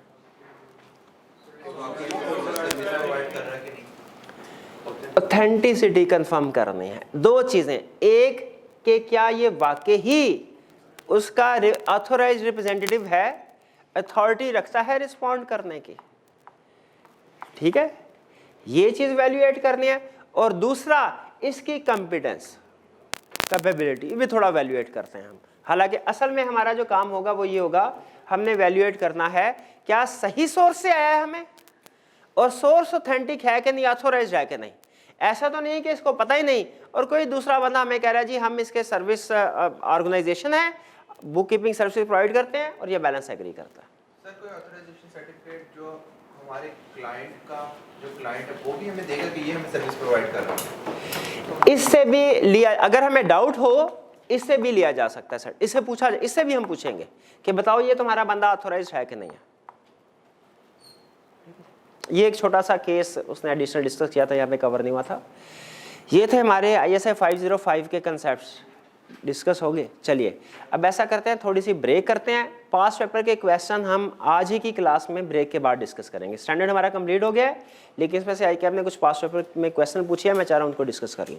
ठीक है जी, तो थोड़ी ब्रेक करते हैं, इसके बाद क्वेश्चन की तरफ चलेंगे जी। पास्ट पेपर की डिस्कशन का आगाज़ करते हैं। सबसे पहला क्वेश्चन ये समर 2007 का क्वेश्चन है, पुराना क्वेश्चन है लेकिन अच्छा क्वेश्चन था, इसलिए मैंने डिस्कशन के लिए इसको सेलेक्ट किया है। सबसे पहले requirement, prepare an explanation for CEO on behalf of CFO explaining him the guidelines laid down in the international standards on auditing in respect of external confirmation in the above case। External conformation से हमें पता चलता है कौन सा topic है, कौन सा स्टैंडर्ड है। आइए से अंडरलाइन कीजिए एक्सटर्नल कन्फर्मेशन के वर्ड को, ताकि हमें पता चले रिक्वायरमेंट में कौन से अल्फाज क्रिटिकल होते हैं जिनको पहचानना है। अब स्टार्ट करते हैं। हमें पता चल गया हमने कमेंट करना है गाइडलाइंस ISAs में जो दी गई है एक्सटर्नल कंफर्मेशन के हवाले से, जो भी इशू उसने क्वेश्चन में डिस्कस किया होगा उसके हवाले से हमने गाइडलाइंस बतानी है, सारी की सारी समरी नहीं बता देनी 505 की। केस स्टडी का असूल होता है जो उसने क्वेश्चन में डिस्कशन की है हमने उसी को एड्रेस करना। तो mister Dar is the CFO of a medium size limited company engaged in the sale of consumer goods through a number of distributors. जी यहाँ तक कोई इशू है? कोई इशू नहीं, अभी उसने स्टैंडर्ड की 505 की बात ही कोई नहीं की। These distributors collect and deposit sale proceeds in collection accounts opened in more than 100 branches of a commercial bank situated in urban and rural areas all over Pakistan. Distributor क्या करते हैं? कैश कलेक्ट कर cell करते हैं, cash आता है और वो कोई एक बैंक है उसकी ब्रांच में डिपॉजिट करवा देते हैं। वो जाहिर है वो कंपनी के नाम की होगी ब्रांच। 100 ब्रांचेस है। These accounts are non checking accounts. अब आगे हमें एक्सप्लेन कर रहा है कि ऐसे अकाउंट्स हैं जिनमें कंपनी चेक या ट्रांसफ़र नहीं कर सकती अमाउंट, यानी अपने ऑपरेशंस के लिए इन अकाउंट्स को यूज़ नहीं किया जा सकता। हाँ, इन अकाउंट्स में से पैसे डायरेक्ट जो हेड ऑफिस में अकाउंट मेंटेन किया गया है उसमें आते हैं और वहाँ से सारी पेमेंट होगी। कंट्रोल पर्पस के लिए ये अच्छा सिस्टम है कि आपने अकाउंट्स तो खुलवाए हों लेकिन पेमेंट्स वहाँ सिर्फ कलेक्शन आती हो और वो सारी की सारी कलेक्शन अगले दिन वो कहता है कि जी हेड ऑफ मेन अकाउंट में ट्रांसफ़र हो जाती है, जिसको हम ऑपरेशंस के लिए यूज़ करते हैं। Under an agreement with the bank the branches transfer the amounts collected on next working day to the designated sales collection control account के नेक्स्ट वर्किंग डे में, अगले दिन, सेम डे नहीं, अगले दिन वो मेन अकाउंट कंट्रोल अकाउंट में पैसे ट्रांसफर कर देते हैं। अच्छा, इसका मतलब क्या बताइए, बैलेंस शीट डेट पे इन अकाउंट्स में भी बैलेंसेस अपीयर हो रहे होंगे कि नहीं? बिल्कुल। अगर सेम डे में डिपॉजिट करवा दिया जाता ना डे एंड के ऊपर, तो इनका बैलेंस जीरो आ रहा होता, उस सूरत में इनकी सिग्निफिकेंस ना होती। आगे कह रहा है auditor of company intends to obtain direct confirmation from all branches and intends to use positive as well as negative confirmation. ठीक है, ऑडिटर का ख्याल है कि वो सारी की सारी ब्रांचेस को कंफर्मेशन लेटर सेंड करेगा और पॉजिटिव और नेगेटिव दोनों का कॉम्बिनेशन यूज करेगा। तो नेगेटिव कंफर्मेशन की इजाजत है क्या? अगर कंडीशन पूरी हो रही तो। अब हम उसके ऊपर कमेंट नहीं करेंगे क्योंकि प्रोबेबली उसने डिसीजन कर लिया है। अगर हमें क्वेश्चन में कहता ना कि क्लाइंट ने कहा है कि नेगेटिव कंफर्मेशन यूज करो, तो फिर हम कमेंट करते हैं कि क्लाइंट की सजेशन को हम एक्सेप्ट नहीं करेंगे अनलेस के 4 कंडीशन पूरी हो रही हो। और अगर कंडीशन पूरी हो रही हो फिर भी ऑडिटर की अपनी जजमेंट होती है। क्लाइंट कभी भी हमें डिक्टेट नहीं कर सकता कि हमने क्या प्रोसीजर परफॉर्म करना है। यहां तक कोई इशू नहीं नजर आ रहा। Considering that such audit procedure would take considerable time and may delay the finalization of accounts, CEO is of the opinion that Mr. Dar should ask the auditor to omit these procedures. CEO believes that according to the international standards on auditing, management has a right to ask the auditor not to send direct confirmation. जी, क्या management request कर सकती है auditor को कि confirmation send ना करें? कर सकती है, यहाँ पे आप क्या करें? क्या स्ट्रेट अवे ये कह देंगे कि हमने उसकी रिक्वेस्ट को एक्सेप्ट नहीं करना, या जस्टिफिकेशन देखेंगे रीजनेबल है कि नहीं? ठीक है, तो हमने देखना है कि आपका आंसर स्टार्ट कहाँ से होगा कि हमने देखना है रीजनेबल जस्टिफिकेशन है कि नहीं। अगर रीजनेबल जस्टिफिकेशन है तो हमारे प्रोसीजर क्या होंगे? क्या होंगे प्रोसीजर? Alternative procedures. ठीक है, अल्टरनेटिव प्रोसीजर क्या हो सकते हैं? सब्सीक्वेंट डे में हम देख लेंगे कि जो मेन अकाउंट में कैश आया है वो कितना आया, क्या वो उसके बराबर है जो कि क्लोजिंग बैलेंस था उस डेट पे। Alternative process evidence. और अगर रिक्वेस्ट रीजनेबल नहीं है तो डिस्कस करेंगे। अगर इश्यू फिर भी रिजॉल्व नहीं होता तो फिर स्कोप लिमिटेशन की तरफ जाएंगे। ठीक है जी। जी, इसमें कोई प्रॉब्लम, कोई इशू तो नहीं? इसमें इशू यही था कि मैनेजमेंट अगर हमसे रिक्वेस्ट करे कंफर्मेशन यूज ना करो तो हमारा कोर्स ऑफ एक्शन क्या होना चाहिए, उस कोर्स ऑफ एक्शन के ऊपर बेस कर रहा है। जी हाँ, ऑल ब्रांचेस बैंक की ब्रांचेस है बिल्कुल, जिनमें अकाउंट्स हैं। देखिए, बैंक को पॉजिटिव कंफर्मेशन ही हम नॉर्मली सेंड करते हैं और सबको करते हैं, लेकिन क्वेश्चन में उसने चूंकि ऑडिटर ने ये डिसीजन कर लिया हुआ है कि हमने नेगेटिव कंफर्मेशन को यूज करना है, और वैसे भी यहाँ हमें पता चल रहा है कि रिस्क थोड़ा कम है, ठीक है। ये अकाउंट्स हमारे सिर्फ और सिर्फ कलेक्शन के लिए और फिर सब्सिक्वेंट ट्रांसफर के लिए, बाकी किसी ट्रांजैक्शन के लिए यूज नहीं हो रहे। तो शायद इस वजह से उसने डिसीजन कर लिया होगा कि हम नेगेटिव कंफर्मेशन यूज करते हैं, वरना हम बैंक्स को 100% करते हैं नॉर्मली, खासतौर पे जो ऑपरेशनल अकाउंट होते हैं, मेन अकाउंट जो ऑपरेशंस के लिए यूज किए जा रहे हैं, और वो पॉजिटिव कंफर्मेशन ही होती है, ठीक जी। क्यों जरूरी है एक्सटर्नल कंफर्मेशन भेजना? एक्सटर्नल कंफर्मेशन की इम्पोर्टेंस को कमेंट कर सकते हैं आप इसमें, कि कन्विंस करेंगे हम सीईओ को कि हमें कंफर्मेशन लेटर सेंड करने दें, क्योंकि ये one of the most reliable evidence provide करता है। कमेंट कर सकते हैं इसकी इम्पोर्टेंस के ऊपर। ऑडिटर के डिसीजन पे हमने कमेंट नहीं करना, क्योंकि उसने रिक्वायरमेंट में एक तो नॉर्मली जो ऑडिटर का डिसीजन क्वेश्चन में वो हमें बता देता है, और क्वेश्चन में ऑडिटर के डिसीजन पे कमेंट करने को नहीं कहा उसने, तो हम उसके ऊपर ये कमेंट नहीं करेंगे कि उसका डिसीजन ठीक था कि नहीं था, ठीक है। क्वेश्चन में उसने कहा कि हमें सीईओ सीएफओ के कमेंट्स के ऊपर गाइडेंस दीजिए, तो हम उन्हीं के कमेंट्स के ऊपर गाइडेंस देंगे जी। सर हम नॉर्मली ये अज्यूम कर सकते हैं कि जो ऑडिटर है उसके डिसीजन मतलब आईएसए के अकॉर्डिंग ही होंगे? नॉर्मली हम ये अज्यूम कर सकते हैं कि ऑडिटर के डिसीजंस करेक्ट हैं, आईएसएस के मुताबिक हैं, यस। लेकिन कुछ क्वेश्चंस में वो ऑडिटर के डिसीजन देता है और नीचे फिर हमें ये कहता है कि इन डिसीजंस के ऊपर कमेंट कीजिए। उस सूरत में फिर हमने उसको वैल्यूएट करना होगा कि डिसीजन ठीक है कि नहीं। लेकिन अगर उसने डिसीजन दिया और नीचे ऑडिटर के डिसीजन पे कमेंट करने को नहीं कह रहा, तो हमने अज्यूम क्या करना है, उसके डिसीजन ठीक है। बैंक के केस में हम अल्टरनेटिव प्रोसीजर की तरफ नॉर्मली नहीं जाते।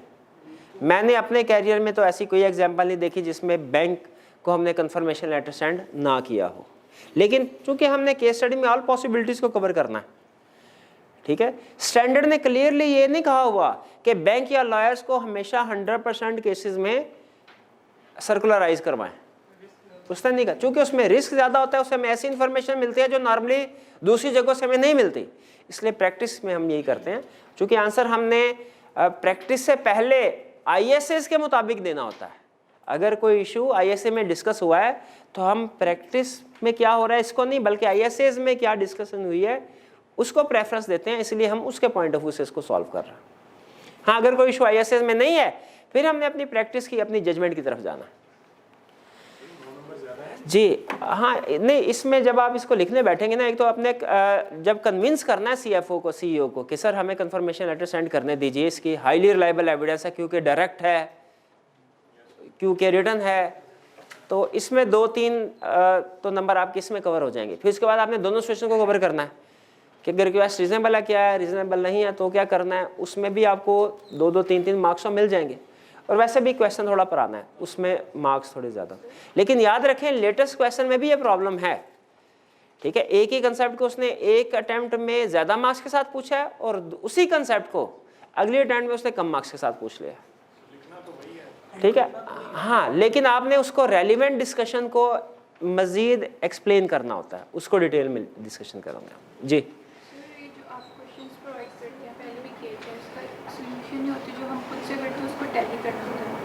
अच्छा, इसमें जो मैं क्वेश्चन प्रोवाइड करता हूँ इसका सोल्यूशन नहीं होता। इसमें से जो 2009 से ऑनवर्ड हो, 2008 से ऑनवर्ड, उनका सोल्यूशन आपको मिल जाएगा। वो आपको जो डॉक्यूमेंट शेयर किया गया है पास में, उससे पहले वाले का नहीं मिलेगा।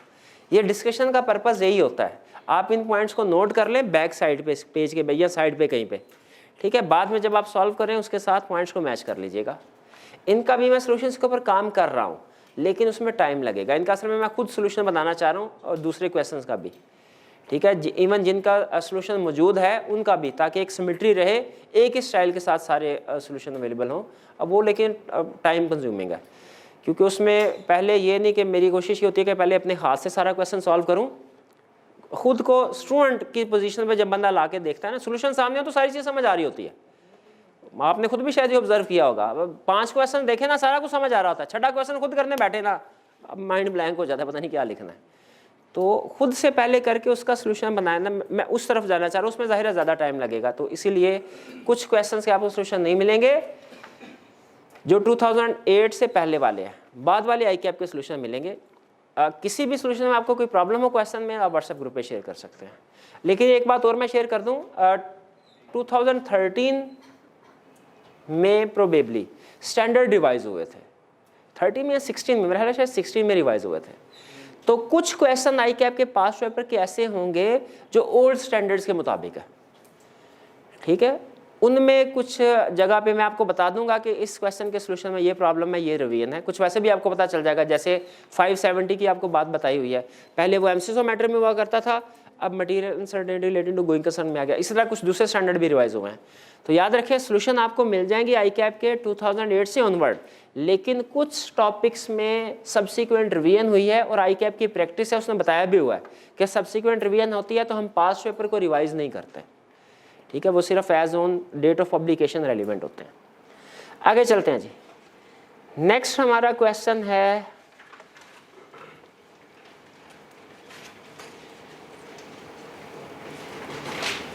विंटर 2004 का। पहले तो इसकी रिक्वायरमेंट को पढ़ते हैं। कह रहे describe the procedure if any that Kamal should perform to resolve each of the 3 confirmations. Confirmations को अंडरलाइन कर लें, तसल्ली होगी, कन्फर्मेशन का टॉपिक है। That were returned, assume that AW will record any necessary adjusting entries and that Kamal will verify that they are appropriate। वो कह रहे हैं ये जो 3 ऊपर जो भी इश्यूज डिस्कस किए गए हैं बताएं इनमें क्या प्रोसीजर परफॉर्म करेंगे। बी में कह रहे हैं assume that Kamal sent second request for accounts receivable initially selected for confirmation for which no response were received। Describe alternative procedure that Kamal should apply for such receivables। अब ये alternative, ये तो simple हो गया ना, आपको भी अंदाजा हो गया कि अल्टरनेटिव प्रोसीजर बताने हैं। रिसीवेबल के पेएबल के, रिसीवेबल के, पॉजिटिव कंफर्मेशन के नेगेटिव, पॉजिटिव नॉन रिस्पांस हो तो पॉजिटिव के केस में ही हम अल्टरनेटिव प्रोसीजर की तरफ जाते हैं। और वो क्या होंगे, डॉक्यूमेंट्स को इंस्पेक्ट कर लेंगे, सब्सिक्वेंट कैश रिसीव्ड को इंस्पेक्ट कर लेंगे कितना हुआ है, उसके बाद इंटरनल कम्युनिकेशन जो है कस्टमर के साथ उसको देख लेंगे वगैरह वगैरह। ए पॉइंट ज्यादा है मैं, ये है केस स्टडी का। अब देखते हैं कि ऊपर रिस्पॉन्स में क्या कह रहा है। वो कह रहे Kamal a chartered accountant is engaged to audit the financial statements of Ahmad wholesalers AW for the year ended June 30, 2004। कमाल obtained a document and understanding of AW's internal control relating to accounts receivable and assessed control risk relating to account receivable as high। अच्छा बताइए क्या internal control जो assess करते हैं ये पूरी की पूरी फाइनेंशियल स्टेटमेंट्स का एक ही दफा इंटरनल कंट्रोल असेस कर लेते हैं कि हर एरिया का अलग अलग असेस करते हैं, हर एरिया का अलग अलग असेस कर। और यहाँ पे कह रहा है कि कंट्रोल रिस्क हाई है, यानी इंटरनल कंट्रोल वीक है। अच्छा आगे चलने से पहले मुझे ये बताइए क्या इतनी सी इंफॉर्मेशन से अगर मैं कहूँ कि नेगेटिव कंफर्मेशन यूज कर सकते हैं कि नहीं, आपका जवाब क्या होगा, नहीं कर सकते क्योंकि रिस्क हाई है। हमने नेगेटिव कंफर्मेशन की कंडीशन में पढ़ा था, एक कंडीशन थी इनहेरेंट रिस्क कंट्रोल रिस्क लो होना चाहिए। कमाल रिक्वेस्ट, इससे हमें पता चल गया कि उसने जो कंफर्मेशन भेजी होगी ना वो पॉजिटिव ही है। कमाल requested and obtained from AW and AG accounts receivable schedule listing the total amount owed by each customer as of the balance sheet date and sent positive confirmation request to sample of customer। खुद भी बता दिया।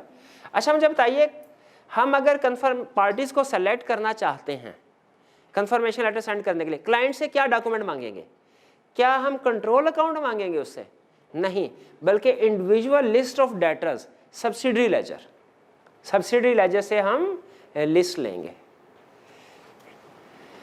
उसने subsidiary ledger की list ली, list of debtors और sample base पे confirmation letter send कर लिया। Subsequently Kamal tested the accuracy of aged accounts receivable schedule. Kamal has asked Tariq and audit staff to follow up on the 3 return confirmation data summarized below. बाद में उसने कहा जी confirm मैंने send देख लिया था, जो शेड्यूल था वो ठीक था, और 3 रिटर्न कंफर्मेशन आई है उनके ऊपर हमने बताने हैं प्रोसीजर क्या होंगे। Assume each confirmation is material if the potential misstatement is projected to the population। तो कह रहे हैं assume करना है कि हर कंफर्मेशन मटेरियल है जी। पहला case Amber and company, balance 885,000, customer का कमेंट किया कंफर्मिंग पार्टी का यानी अंबर एंड कंपनी का।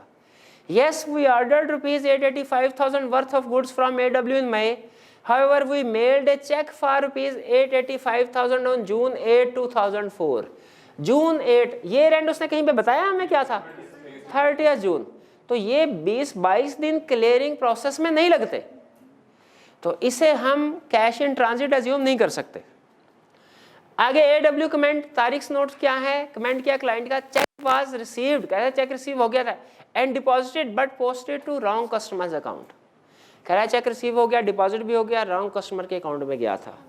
क्या प्रोसीजर, क्या इसकी रिकॉर्डिंग चेक करनी चाहिए रॉन्ग कस्टमर के अकाउंट में? करेक्ट। अगर हो गई है रिकॉर्डिंग रॉन्ग कस्टमर अकाउंट में, फिर हमारी असेसमेंट क्या होगी? इंटरनल कंट्रोल्स वीक हैं ओवर रिकॉर्डिंग ऑफ कैश, ठीक है। और अगर रिकॉर्डिंग नहीं हुई तो ये रिस्क ऑफ फ्रॉड की तरफ इंडिकेशन है, टीमिंग एंड लेंडिंग की तरफ।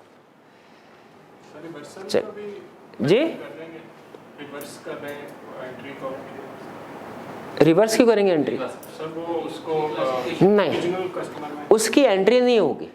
मैंने आपको बताया था हम जो रिपोर्ट देते हैं टोटल डाटर्स के ऊपर देते हैं, बैलेंस शीट में टोटल डाटर्स आते हैं, वो ए से बी में जाए, बी से ए में जाए, उससे फर्क नहीं पड़ता, टोटल डाटर्स तो उतने रहेंगे। तो हम नॉर्मली इस तरह की एंट्रीज रिकमेंड नहीं करते, क्लाइंट को कह देते हैं, इसके लिए एडजस्टिंग एंट्री की भी जरूरत नहीं है, ठीक है। वो सिर्फ रिक्लासिफिकेशन करेगा सब्सिडी लेजर, सॉरी हाँ जी सब्सिडी लेजर में। 4 बबीता ट्रेडिंग 1,475,000 का बैलेंस था, कहता है sure we ordered ₹1,475,000 worth of goods on April 10, 2004, but AW April 10 यानी तकरीबन 2.5 महीने पहले AW was out of stock until recently, अभी कुछ अर्सा पहले तक वो आउट ऑफ स्टॉक था। यहां तक कोई रिस्क नजर आता है आपको? है रिस्क।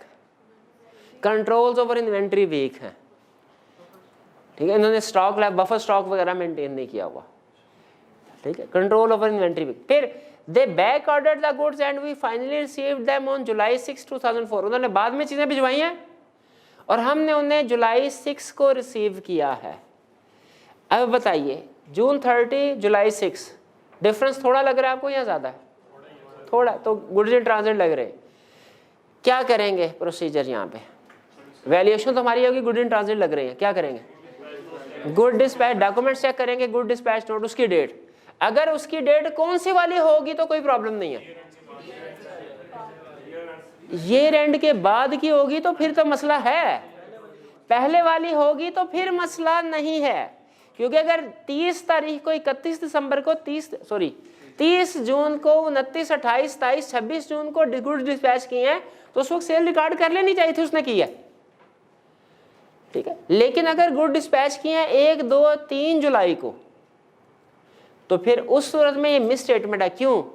कि गुड डिस्पैच किए हैं जुलाई में और रिकॉर्ड कर लिया है जून में, ठीक है। तो हम बताए दोनों पॉसिबिलिटीज डिस्कस करनी चाहिए क्वेश्चन में कि अगर गुड डिस्पैच नोट की डेट ईयर एंड के पहले वाली है तो गुड इन ट्रांजिट कोई इशू नहीं, अगर ईयर एंड के बाद वाली है मिस स्टेटमेंट है, ठीक है। सेल्स को रिवर्स करना चाहिए और स्टॉक को इंक्लूड करना चाहिए अपने क्लोजिंग बैलेंस में। इसमें कॉन्ट्रैक्ट का बताएंगे कि कॉन्ट्रैक्ट जो आपस में उनका वो है किस टाइम पे रिस्क का रिवॉर्ड ट्रांसफर होंगे? देखिए कॉन्ट्रैक्ट का रिस्क एंड रिवार्ड किस टाइम पे ट्रांसफर होंगे वो उस तरफ डिस्कशन ले जाने की जरूरत नहीं, क्योंकि नॉर्मली जो रूटीन के हमारे सेल्स परचेज ऑर्डर होते हैं वो रिसीट और डिस्पैच के ऊपर रेवेन्यू रिकॉर्ड किया जाता है या एक्सपेंस रिकॉर्ड किया, परचेज रिकॉर्ड की जाती है, उस तरफ ले जाने की जरूरत नहीं है हमें। 30th क्लियर जून्स 1,888,000 कह रहा है we received ₹1,416,000 worth of goods on consignment from AW on June 10, 2004 but they are not sold yet. दो चीजें अंडरलाइन कीजिए, कंसाइनमेंट और नॉट सोल्ड येट। इससे क्या इंफॉर्मेशन मिल रही है कि गुड्स किस बेसिस पे हैं? रिटर्न बेसिस पे हैं, कंसाइनमेंट पे है, अभी रिस्क एंड रिवार्ड ट्रांसफर नहीं हुए। यहाँ पे इस दो इंफॉर्मेशन से हमें अंदाजा हुआ, तो इसका मतलब क्या? सेल को रिवर्स करना चाहिए, स्टॉक को अपने पास इंक्लूड करना चाहिए।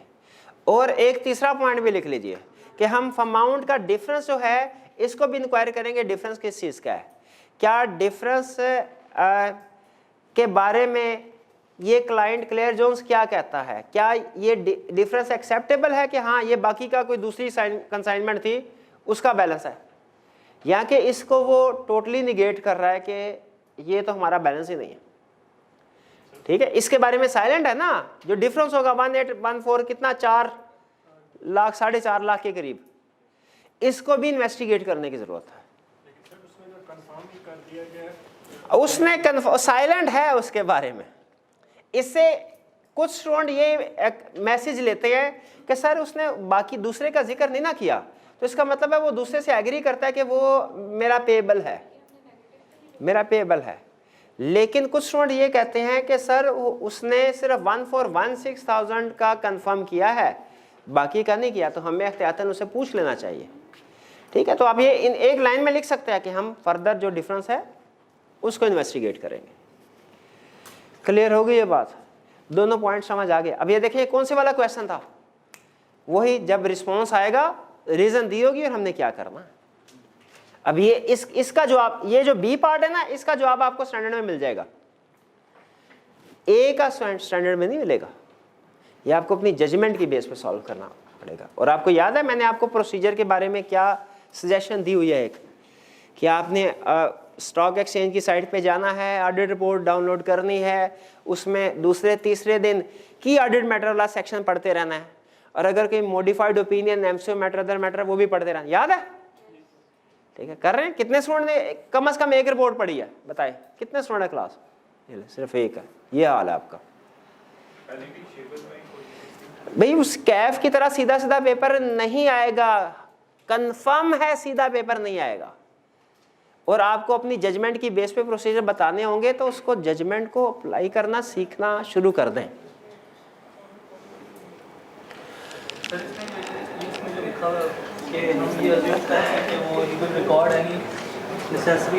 हाँ, वो ये कह रहा है कि जी क्लाइंट शरीफ आदमी है, आप जो भी एडजस्टिंग एंट्री रिकमेंड करेंगे वो पास कर लेगा। ये ना भी लिखता तो हमारे क्वेश्चन इससे कोई फर्क नहीं है, फर्क पड़ता। नेक्स्ट विंटर 2016 का क्वेश्चन है जी। अब इसका देख लें क्या कह रहा है, इवैल्यूएट द अबव सिचुएशन। अच्छा, इवैल्यूएट द अबव सिचुएशन का मतलब क्या होता है कि सिचुएशन मुझे बताओ ये किस स्टैंडर्ड में से है, मिस स्टेटमेंट स्कोप लिमिटेशन है कि नहीं है, डिस्कस करो इसको किस टॉपिक में, और ये मिस स्टेटमेंट स्कोप लिमिटेशन है कि नहीं, और मटेरियल है कि नहीं। मटेरियलिटी जब कहता है इवैल्यूएट द अबव सिचुएशन, हमने बताना है उसे इशू किस स्टैंडर्ड में से है, हमने उसे बताना है मटेरियलिटी, मटेरियल है कि नहीं, और हमने उसे बताना है मिस स्टेटमेंट वगैरह है कि नहीं। नॉर्मली इसको कहता है इवैल्यूएट द अबव सिचुएशन का मतलब इंटरप्रिटेशन में। And determine the course of action in respect of the above situation, और बताइए आपका कोर्स ऑफ एक्शन क्या होगा इस सिचुएशन में। स्टार्ट करते हैं। पहले कह रहे हैं you are the audit manager responsible for the audit of MEL which provides mechanical parts to different industries. अच्छा देखें, रिक्वायरमेंट पढ़ के हम अंदाजा नहीं लगा सके क्या क्वेश्चन किस स्टैंडर्ड का है, तो इसका मतलब हमें इंफॉर्मेशन से अंदाजा लगाना पड़ेगा। ड्राफ्ट फाइनेंशियल्स में फॉर द ईयर एंडेड 30 सितंबर से शो प्रॉफिट बिफोर टैक्स इतना है और टोटल एसेट्स इतने हैं। चले इतना पता चल गया हमें, लेकिन यहां तक भी हमें टॉपिक का अंदाजा नहीं हुआ कौन सा है। प्रॉफिट हाँ, प्रॉफिट किस लिए दिया हुआ है, तो प्रॉफिट दे दिया, टोटल एसेट्स किस लिए दिए हैं? दो रीजन, एक ये कि जल्दी में आप 1.2 बिलियन को यूज ना कर ले, और दूसरा अगर उसकी अमाउंट प्रॉफिट के 50% से ज्यादा हुई तो ये देखने के लिए कि कहीं परवेसिव तो नहीं है, हमें एसेट का भी 50% से कंपेयर करना पड़ेगा। आपको पता है ना परवेसिव कब बनती है, जब प्रॉफिट और टोटल दोनों के 50% से ज्यादा हो। MEL has recognized a late payment surcharge of ₹2.5 billion on amount due from government agency. Amount due from government agency receivable है कि payable है 2.5 billion? Receivable है, due from है, due to नहीं है, due from है, receivable था, late payment की तो उसका मतलब है payable रिकॉर्ड किया। कॉन्ट्रैक्ट में होता है ना, पेमेंट लेट करेंगे तो आपको इतनी पेनल्टी होगी। यहां तक कोई रिस्क नजर आ रहा है आपको कि ये रिसीवेबल उस पार्टी ने एक्नॉलेज किया कि नहीं किया? कंटिंजेंट रिसीवेबल लग रहा है मुझे यहां तक, क्योंकि ये अभी एग्रीड एक पार्टी ने रिकॉर्ड किया ना। Last year the audit report was qualified with respect to recognition of late payment surcharge. ये तो मजीद हमारा रिस्क बढ़ गया। पिछले साल रिपोर्ट यानी पिछले साल ऑडिटर के ख्याल में ये रिसीवेबल रिकॉर्ड नहीं होना चाहिए था, रिकॉग्निशन क्राइटेरिया मीट नहीं करता।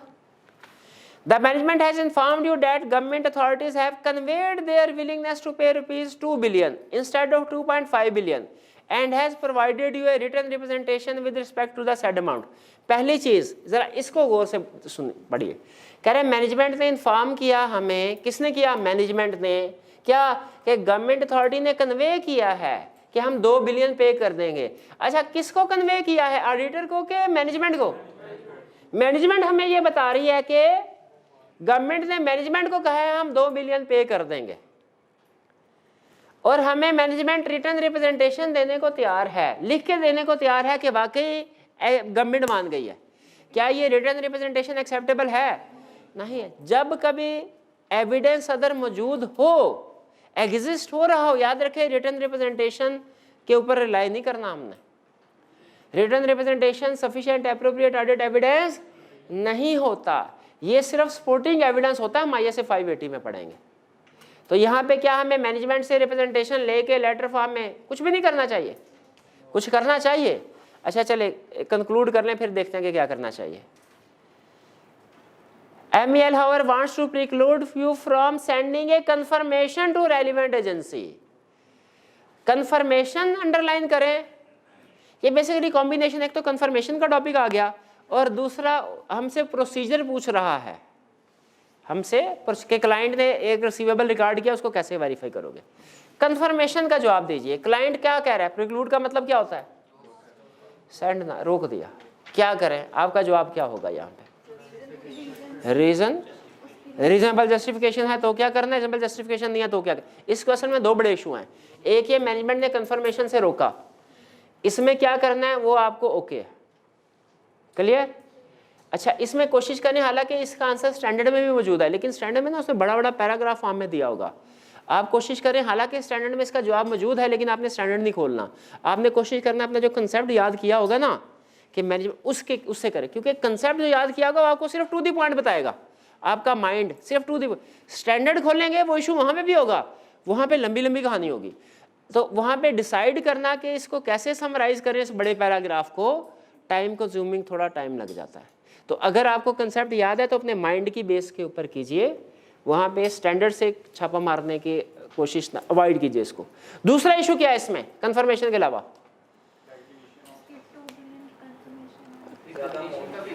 रिकॉग्निशन का भी इशू है। अच्छा, पीछे से 2.5 पे क्वालिफाई, इस पे 0.5 पे तो वहाँ मान गया है क्लाइंट, क्या मान गया है?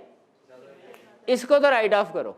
तो आंखें बंद करके 0.5 को तो राइट ऑफ करे ना, क्योंकि उन्हें 2.5 के राइट ऑफ करना चाहिए, करना चाहिए ना।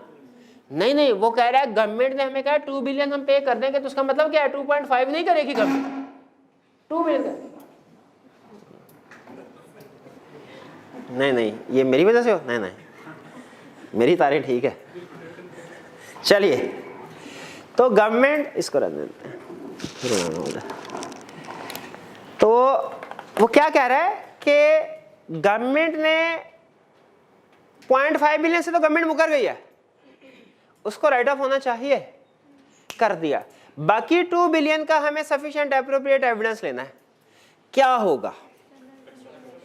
एक्सटर्नल कंफर्मेशन, वो हमने नीचे बता दिया है, अब उसको नहीं छेड़ना कि रीजनेबल है या नहीं।